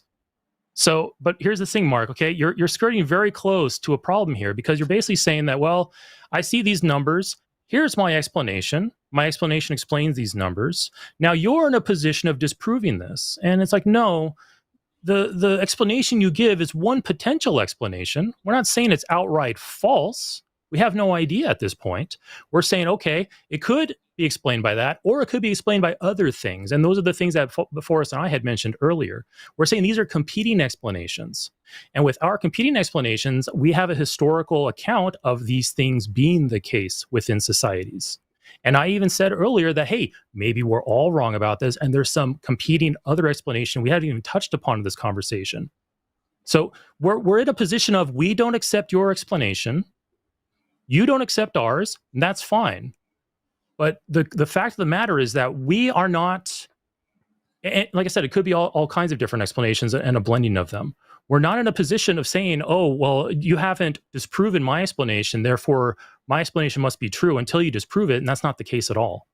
You're skirting very, very close to that kind of a, that's not scientific thinking at all. That's why Forrest was bringing up the hypothesis earlier. I'll grant you. I'll grant you that. I'm not afraid to admit that. I don't think I've presented a strong enough argument to show definitively that the increase that we've seen is outside of what could potentially be caused by changing social conditions. I'd be willing to grant that, but I also don't. Let me walk you through it piece by piece and show you what data bias means, all right, and why this is a problem. Because you just said, I love what you just said, but I want to show you how important it is, okay? First thing, can we agree that there was less societal acceptance of LGBT people in the silent generation? Yes, I think that's fair to assume. Okay. I think very much it's not even an assumption. You can check. You don't have to assume. You can go look, right? What are you saying? Well, how would you quantify that? How would you quantify that? We're not asking to quantify. We're just simply saying, was this reasonably the case for some people? And I want to tack on one more question there, and then I'll let Forrest resume. We've established that people reported less because they felt social pressures back then. My question is, do you think there are people who said, I am this, but I am not going to express myself as that publicly back then because of the social consequences? Do you think people like that existed back in the silent generation? I'm sure they even exist now, yes. Okay, perfect. Go ahead, Forrest. Yeah. So there were sodomy laws in the U.S. In fact, in some states there still are, but there was, let's see here, in 1955, what is that? 55, the American Law Institute voted to decriminalize consensual acts of sodomy and remove sodomy as a crime from the penal code in something in Illinois. I'm just pulling up random things. I'm trying to see if this time frame is around the same time, because I know that, homosexuality was actually a crime. You could go to jail. Yeah, there were reports of this time of literally you could go to a bar and a man would come and sit down and talk to you. And if you talked to him and had a good conversation, that man was an undercover cop and they'd arrest you because you were under suspicion of being homosexual. And so this was, it looks like around the 1950s. When was, just to double check, when was silent generation? Oh my God. Google, play along, was a little bit before then. It was 1928 to 1945. So in this time that silent generation is around, we have sodomy laws on the books. We have strong anti-homosexual sentiment. I found this random thing it's a Pew Research Center poll with the silent generation being the ages 70 to 87 at the time of this poll, being the only generation to significantly oppose gay marriage more than 50% of the polls. So we can agree historically, this is not an assumption, we can agree there is historical record to demonstrate that there was significantly less cultural acceptance of LGBT people in that generation, and there is significantly more now. We're good on that. Premise number 2, would that social pressure alter self-reporting metrics? Would you expect less people who are gay, trans, bisexual, whatever, to self-report as such under those conditions? Yes or no? Yes. Yes. We can look at other historical examples of this. We can look at countries which say that there are no gay people and no trans people in their country. We know that's not possible, right? We also can look across the board that we've observed homosexual behavior in over 1,500 animal species. We know this is a natural occurrence, right? We can look across cultures, and even using our modern metrics of what we define as different sexualities and different gender identities, we can see same distribution. across different cultures, across history, across the world. So we know these people exist. We know that there was a different attitude. We can expect difference in reporting. Now, if you're going to say that our model, the null hypothesis here, that the more acceptance leads to more accurate reporting, if you say that that is not accurate, how do you account for what you just admitted would produce those same results? How do you change that in your data? How do you account for that in your analysis? How do you make sure that those things aren't influencing your interpretation of the data you've been reading? Let me ask a clarifying question. I would agree with you that more accurate data has been available over time on the prevalence of LGBTQ people due to the changes that have been made in our society, which you've referenced. I would agree with you. But I still don't see how what you've presented necessarily invalidates the data, though. It doesn't. Maybe this can help, Mark. Also, I would like you to answer my question. Sorry, Eric, I don't mean to cut you off, but Mark, you said you wanted a clarifying question, then you didn't ask a question. So I'm going to ask you the same question. You just agreed with our position that we have had the same amount of homosexuals this whole time, and we had different attitudes towards homosexuality back in the day, and that negatively impacted people's likelihood to self-report. That is the position that we are taking to fully explain this entire change in data. You are now proposing an additional concept, this additional mechanism. How do you account for that change in data, that bias in the data? That is what data bias means. That bias in the data, that people weren't reporting high numbers because they were societally encouraged not to, versus today when they are allowed to. How do you account for that in your analysis of the data that allows you to come to the conclusion that there must be some other factor at play? Because when I look at the data that I cited, the data which we're sort of discussing here, that we are discussing here, millennials born between 1981 and 1966, it was 12%. Generation Z, it's 21%. You're telling me, I'm a late Gen Zer, 1999. I know that the changes in our society were not nearly as dramatic in comparison to 1946 to 1980. So you still saw what might have happened. What might have happened? Doubling. What might have happened in that time period that could have helped increase public perception and acceptance? Off the top of my head, legalization of gay marriage, for example. That was much, much later. Much, much later. So 2 things. Number one, in 2003, just 4 years after you were born, the Supreme Court actually made sodomy legal, overturned sodomy laws in the United States. Same-sex sexual activity was still illegal in parts of the country 4 years after you were born. So that's a major thing. You are now no longer going to go to jail if you admit to practicing your sexual orientation. That's a major one. The second one is the thing that you are using to communicate with us right now. Cell phones and internet. You have massive amplification and proliferation of social media technologies, allowing young people to collaborate, talk, share experiences, share worldviews, share ideas, which is historically, in several cases, associated with massive paradigm shifts in cultural perception, especially those around civil rights.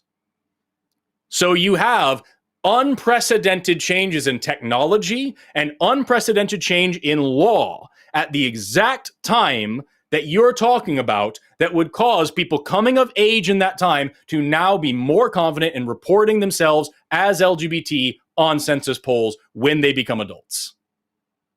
That is an explanation for the data bias that you're seeing that still factors in to the null hypothesis that we are proposing.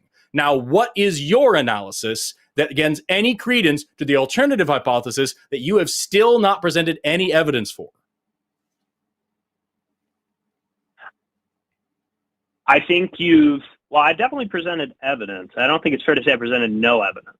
You refuted some of it. You refuted some of it. Well, I mean, evidence have you proposed? In relationship to the increase in people identifying as LGBTQ?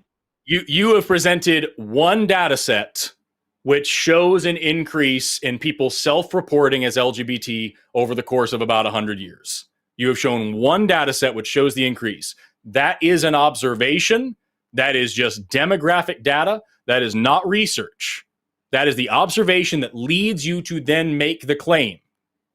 So that is not evidence of a social contagion. That is the observation that makes you ask why.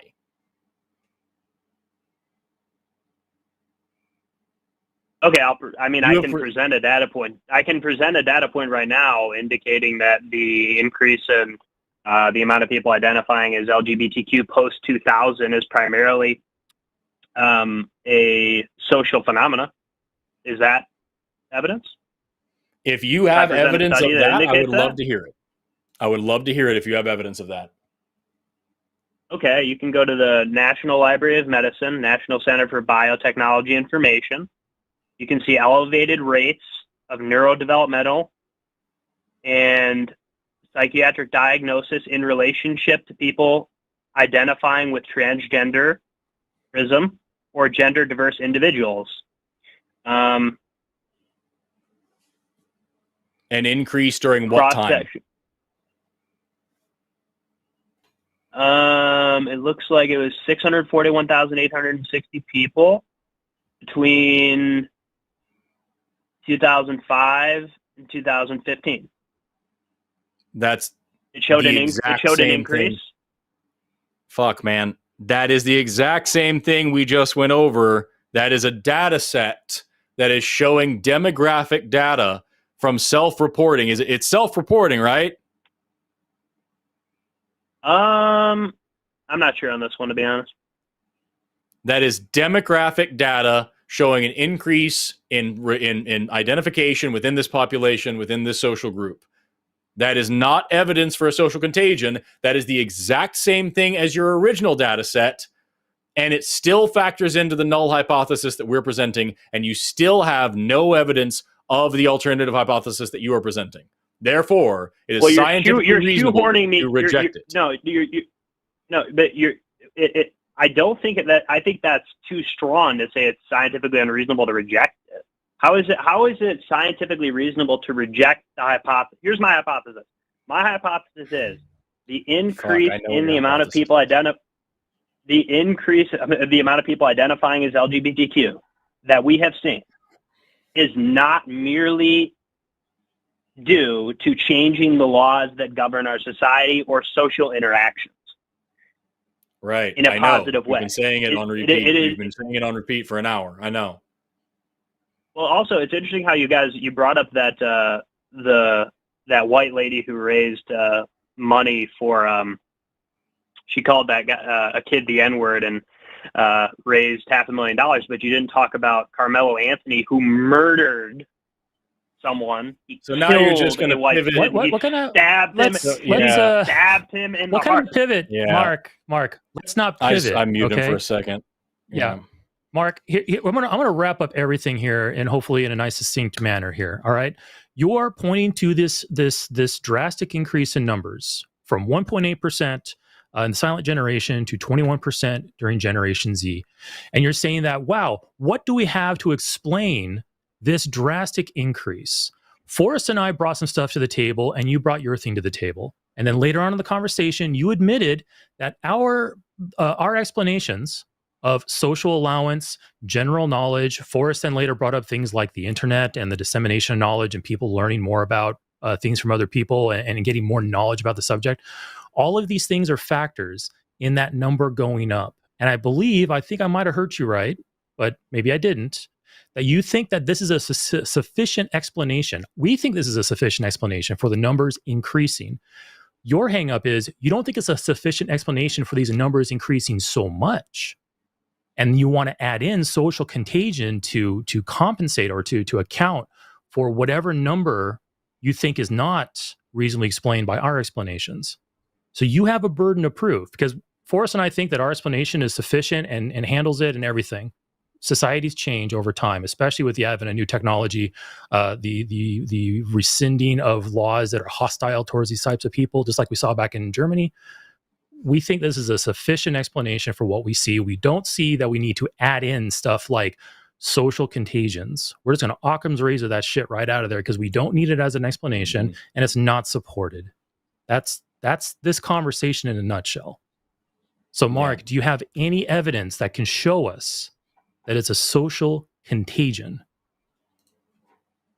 You have not shown the baseline amount of people throughout let me finish. You have not shown what percent of people throughout all of history identify as LGBTQ. You're claiming the increase that we've seen is not due to social contagion, but you haven't presented any evidence when I have presented evidence that is not what we would see. We didn't, Mark. Okay, we shouldn't have been clear about this at the beginning.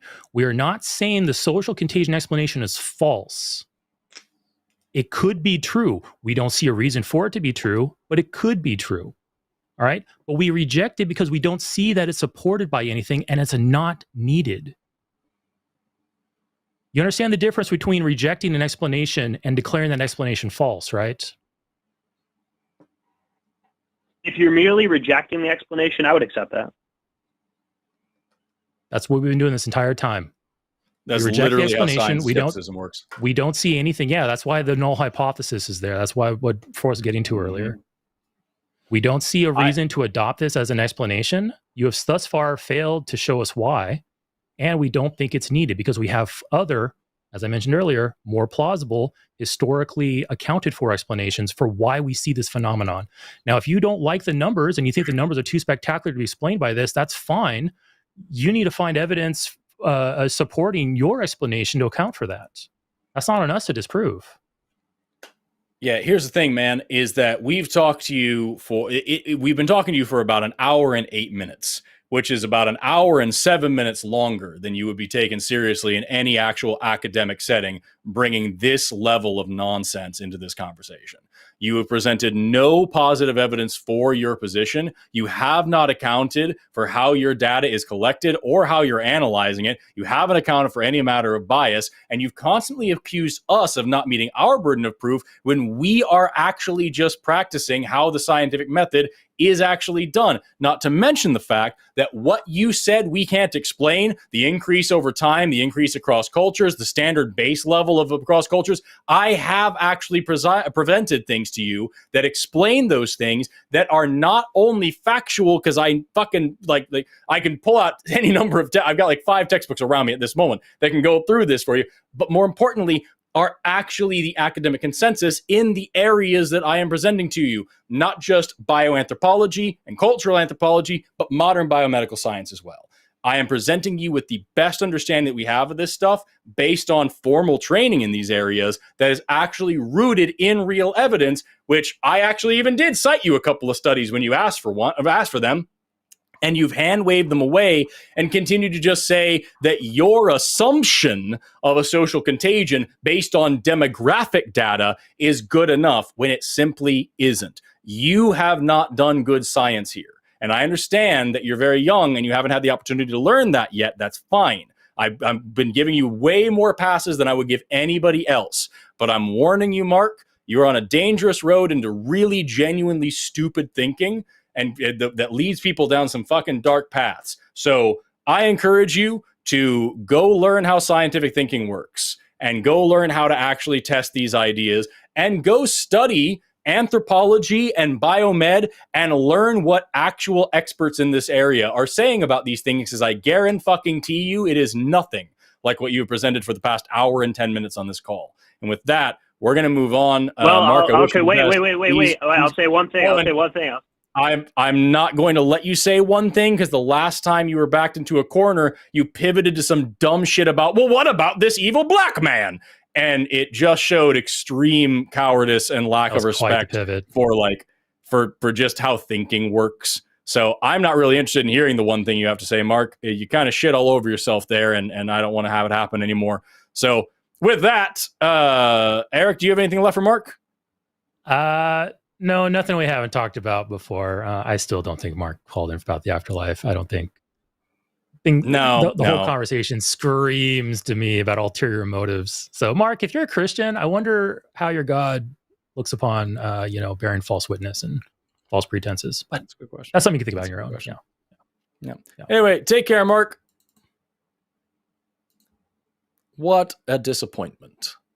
We got one left, and we got 6 minutes to do it because we were trying to end by 10 at the absolute latest. Speedrun. So, Alex, who's been waiting on hold for 2.5 hours, talk to us. What's going on?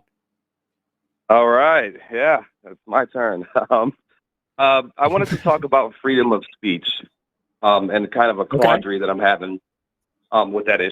So what kind of brought me to like the humanist community and all that was like the idea that you could challenge, the dominating thoughts around religion and things. And there was a quote, from like Sam Harris, I think it was, who said like, I think it was like the economy of ideas or something like that.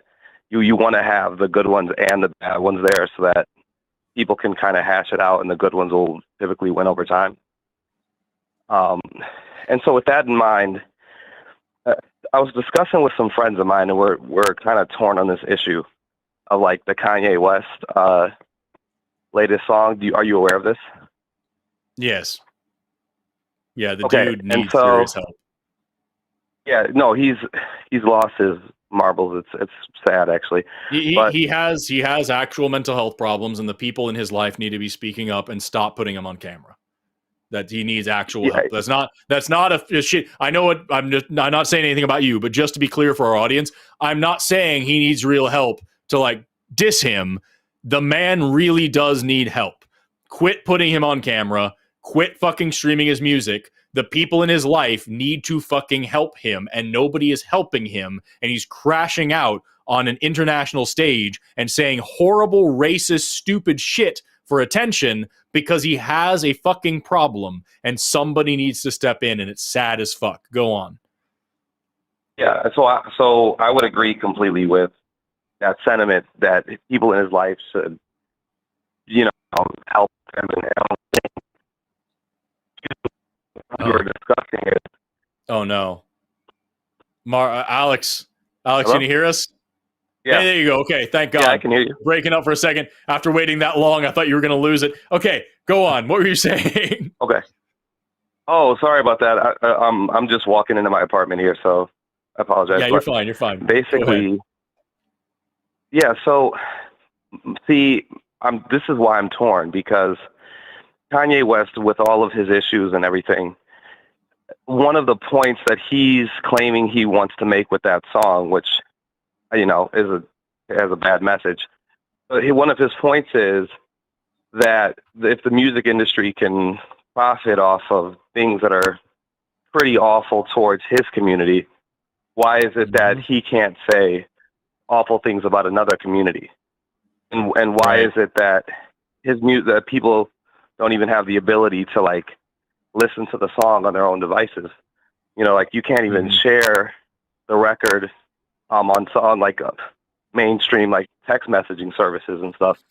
And that's where I'm kind of like, I really don't like what he's saying, but somebody wants to listen to it. I think we're getting into dangerous territory when we say, art should be banned and stuff. So I just wanted to get your guys' thoughts on that from like the secular humanist community. I got a few takes. What do you think, Eric? I mean, I think all the platforms that are removing his song and keeping it from spreading, I think they have the right to do that. I mean, I look at social platforms as just glorified soapboxes. I own the soapbox. I can let you stand on and say what you want, but if I don't like what you're saying, you can't use my soapbox. So usually what it comes down to when it comes to that kind of stuff. But I mean, I'm not familiar at all with what the song says or anything. I just Google it really quick, and I guess it has to do with Nazi ideology and stuff like that. Yeah, I don't know. Like, that's why this is why like we have a First Amendment, and this is why we have so many court cases around this, because First Amendment rights is such a complicated issue. What's allowed to be said, what's allowed to be censored, how does the government respond to these things, how can private entities respond to these things? So I don't really have a good explanation or answer for that. Yeah, but well, I don't know, Forrest. So just in another piece that he. Oh, I'm sorry. Yeah, so he's put out several pieces recently. He put out a whole album, which is just fucking gross. It's full of just reprehensible shit and really embarrassing stuff that he should not have been allowed to put out by his family, not like legally. And so where I'm at with it is three things. Number one, the thing about the First Amendment and things about the concept of freedom of speech that people like to not understand is that it's not about freedom of consequence. It's freedom from legal action. The government cannot punish you for speaking freely unless you do something like threaten somebody or incite violence or something like that. But like if you're using speech to put people in danger, but you can say whatever the fuck you want. You can criticize whatever you want. You can say whatever evil, racist, horrible thing you want. You are not allowed to go to jail for being a racist idiot. However, that does not protect you from consequences, from public perception, from paying social capital in the way that you are perceived and tolerated in your community. I think that the way I think Hitchens put it was like every time you pass a law limiting free speech, you are making a whip on for your own back. You are creating something that now you also don't get to do this. And what I would encourage anybody who says, well, this and this hate speech should be disallowed, who do you trust to be the one to decide what you cannot say? I can't think of a single person that I trust enough to say, this is what you are not allowed to say anymore. I don't trust me to say that for anybody else. So the idea is, social capital, social stigma versus government punishment. Now, as far as the main idea, do you mind if Kanye's? Sorry, go ahead. Do you mind if I jump in just really quickly? Do you mind if just really quickly I jump in on that point? So that's kind of where it got sticky for me too, because he has several different business ventures, and they froze money that he was making from the song from getting to his bank account. So it would be like if you were like a YouTube content creator and you like earned a certain amount of money from your YouTube. You said what? Who did? Who froze this money? Hello? Who froze this money? I'd have to go pull up his whole rant, but that's one of the things he was saying is that they froze his accounts because of the song, and that he was basically told pull the song down and we'll give you the money that you. And so that to me, that's like not the government doing it, but it's like also really spooky stuff, Those banks. I'm sorry, what was that? And those the banks and the streaming platforms and all those people, they have terms of service. Yeah. And I bet you anything, especially on the streaming platforms, those terms of service include, if you say stupid, hateful, demonic shit on our platform, we are not going to allow you to profit off of our platform anymore. And we're going to shut your shit down and you don't get any fucking money. I sign contracts when I'm a YouTuber professionally, and I have to do sponsored spots in my videos to make a little extra money. And there are clauses in those contracts that if I take stances publicly that are strongly opposed to the company, they can choose when to stop paying me. Even if I've already done the video, they're done with me. And I guarantee Spotify and whoever has similar clauses saying, hey, if you put Nazi shit on our platform, I don't care if it's been up for a day and you made $100 off it, we're done. And they have the right to do that shit if you signed up for those platforms.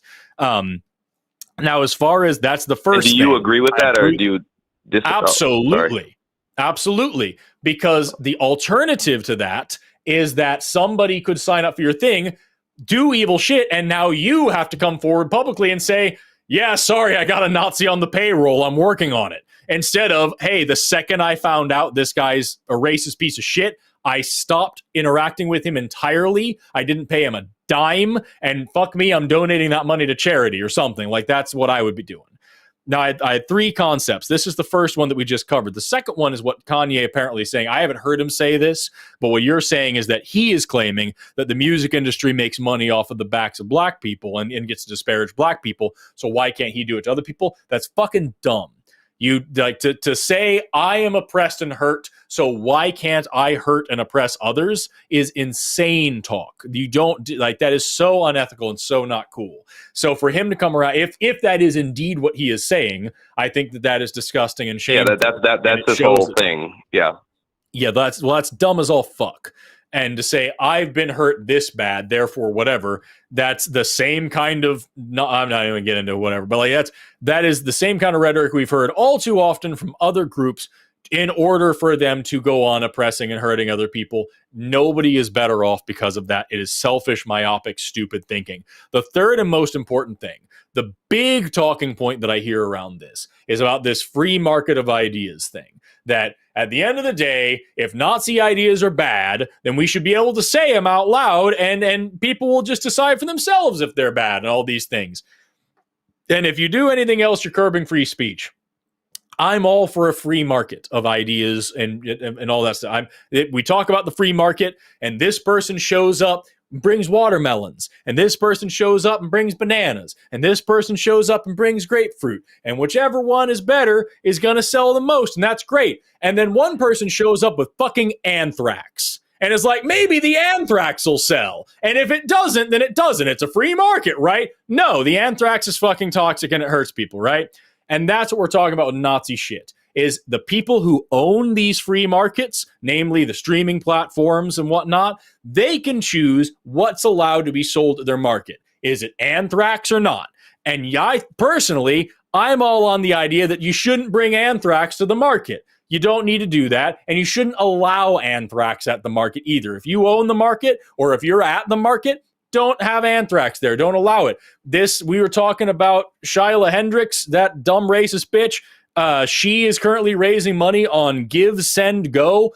Personally, I don't think anybody should ever use Give, Send, Go ever again. If you have ever used them, you should write them a letter telling them to fuck themselves. If you ever need to raise money, go to GoFundMe or Kickstarter or somebody else. Never fucking use their platform because they're cool with anthrax being in their market. And you don't want to be there because you might get fucking anthrax or somebody you love might get anthrax. Stay the fuck away from them. That's what I'm saying about this too. If Kanye wants to make dumbass, stupid fucking music and sell it on his own, sure. Start your own fucking label company. Find some people who are willing to work with you to sell you CDs or whatever the fuck else you need. And then if those people are pieces of shit enough to do that, I'm never going to fucking work with them. I'll never buy a CD made by the company that sells Kanye West fucking CDs. Fuck those people. And that's how I think it should be treated. He can do it himself if he wants to do it that fucking bad, but nobody should have to make him allow him to sell anthrax at their fucking market. That's the way I feel about it, Alex. Okay. And Alex, then maybe... kind of just my final thing. Hello? Yeah, go ahead, Alex. Yeah, just my final thing is to just circle back on your point number 2 briefly. I don't think his point wasn't that the industry was making money off black artists. I think his point was that the content that which they make money off of is content that disparages his community. So like you have music that encourages violence against women and murder and things like that against people within his community. And that is true. And I think there would be like a big cry from the public of like anti-free speech stuff happening if Spotify banned all gangster rap music. You know, so that's kind of where I'm like, where it gets complicated for me. Like, again, his song is really terrible, awful lyrics, but it's like, but they're 100% are mainstream songs that talk about, like I said, violence against women, violence against people in the LGBTQ community, violence against other minority groups. Like, I mean, there's, you know, and across a lot of different genres, there's lots of music that encourages things that I would say would be akin to anthrax in the community, right? But they're still allowed to be propagated on these sites. But why is it that this one thing is not? I guess is where where the disconnect comes in. I'm not gonna be lectured on the shit, from somebody who is domestically abusive about why we shouldn't be promoting to, whatever. I think those are all great points to make. And yes, we should be taking that seriously across the board. There's a bit of context in there that it's fair to discuss. Like R. Kelly, is Remix to Ignition a dope song? Hell yes. Is he a reprehensible, irredeemable piece of shit? Hell yes. So what do we do? Do we not listen to the song or what? That's a conversation that we can have and streaming platforms can have and all these different things. Great.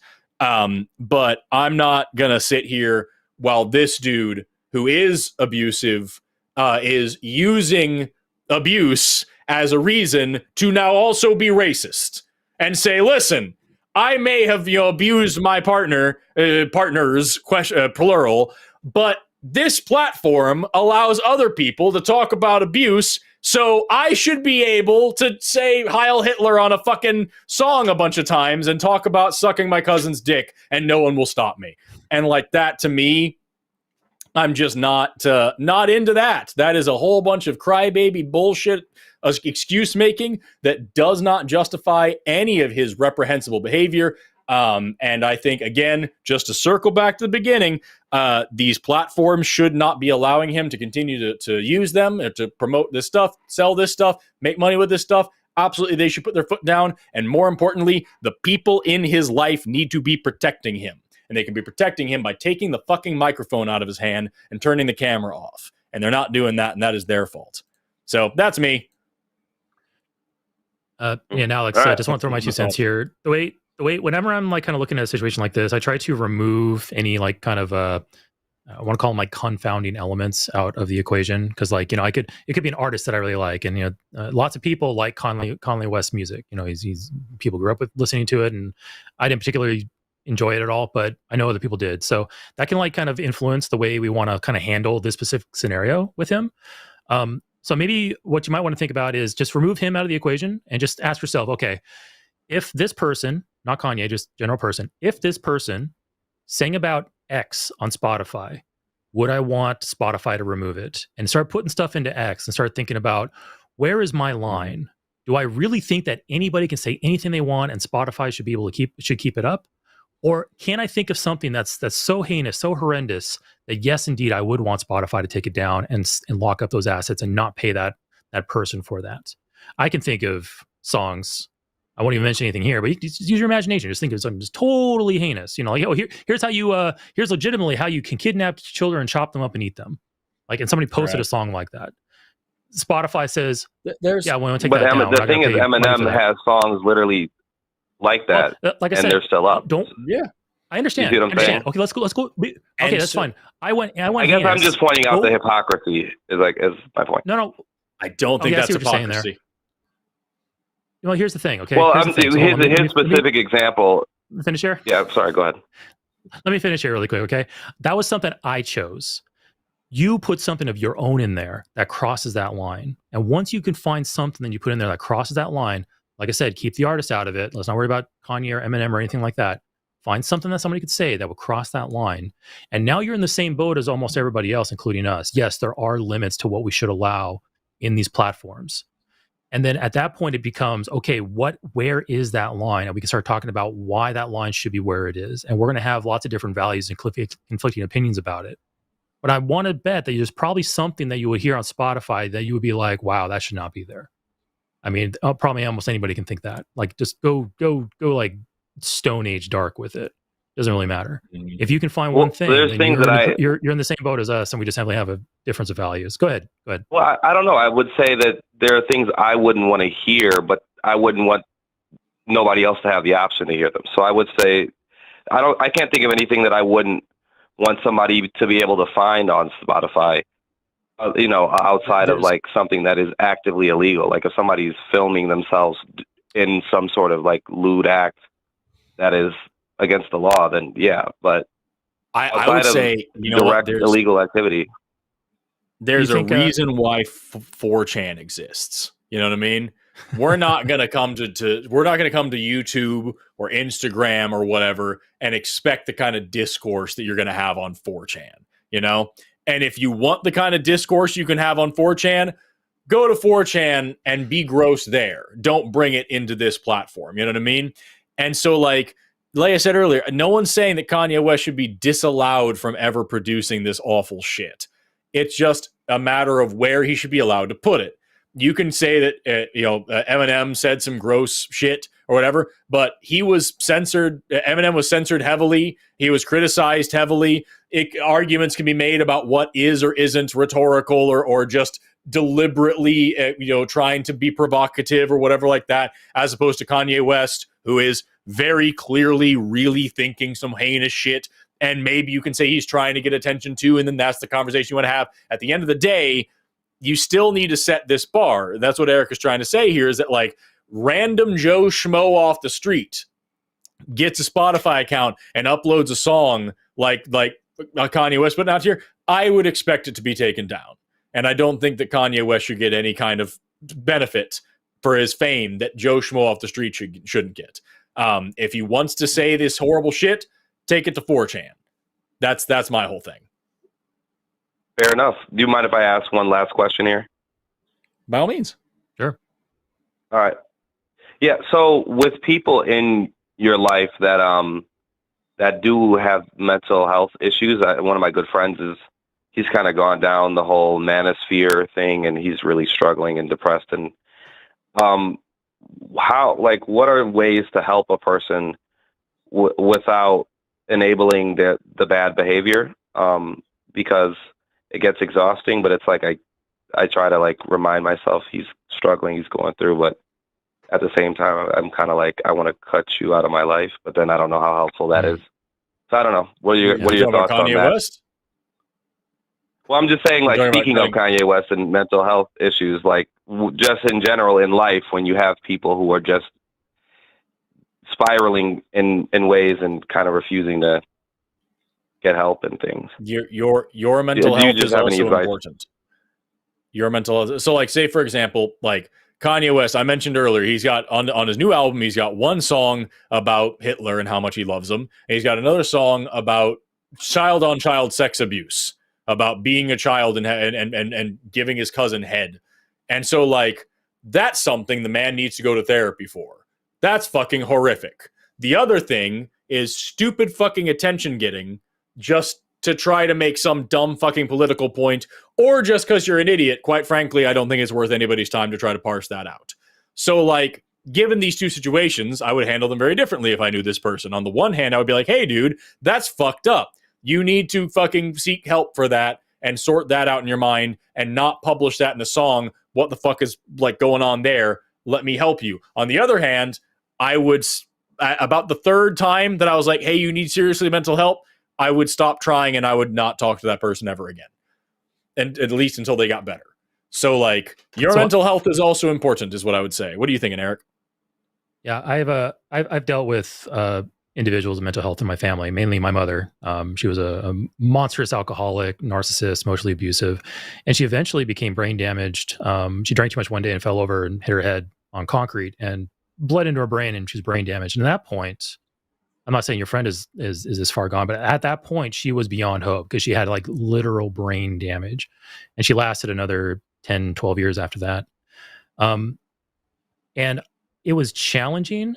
And there was days where my mental health definitely suffered in trying to help my dad cope with that situation and keep things together. But Alex, I guess maybe put it this way. Have you've flown a plane before, right? Like you've heard the instructions about what to do in an emergency. Like, when those gas masks, those oxygen masks, they drop from the ceiling. Do you know what the instructions say to do? Like, let's say you and your child are flying together. What do the instructions tell you to do first? What's the first thing you do? Put the mask on yourself first. Yeah, you put the mask on yourself first, because if you pass out, you aren't helping anybody after that, even your child. Oh. Same thing with when you are helping somebody with mental health issues or somebody who is having problems like that. There is a certain limit that you are capable of doing and helping a person, because if you go beyond that limit and you start negatively affecting yourself and your mental health, now you're going to spiral into a place where you cannot help them, or in some cases help yourself. And that limit and that line that you have in front of you, it depends on who you are and how resilient you are to those types of things and all kinds of factors. And nobody can tell you where that line is.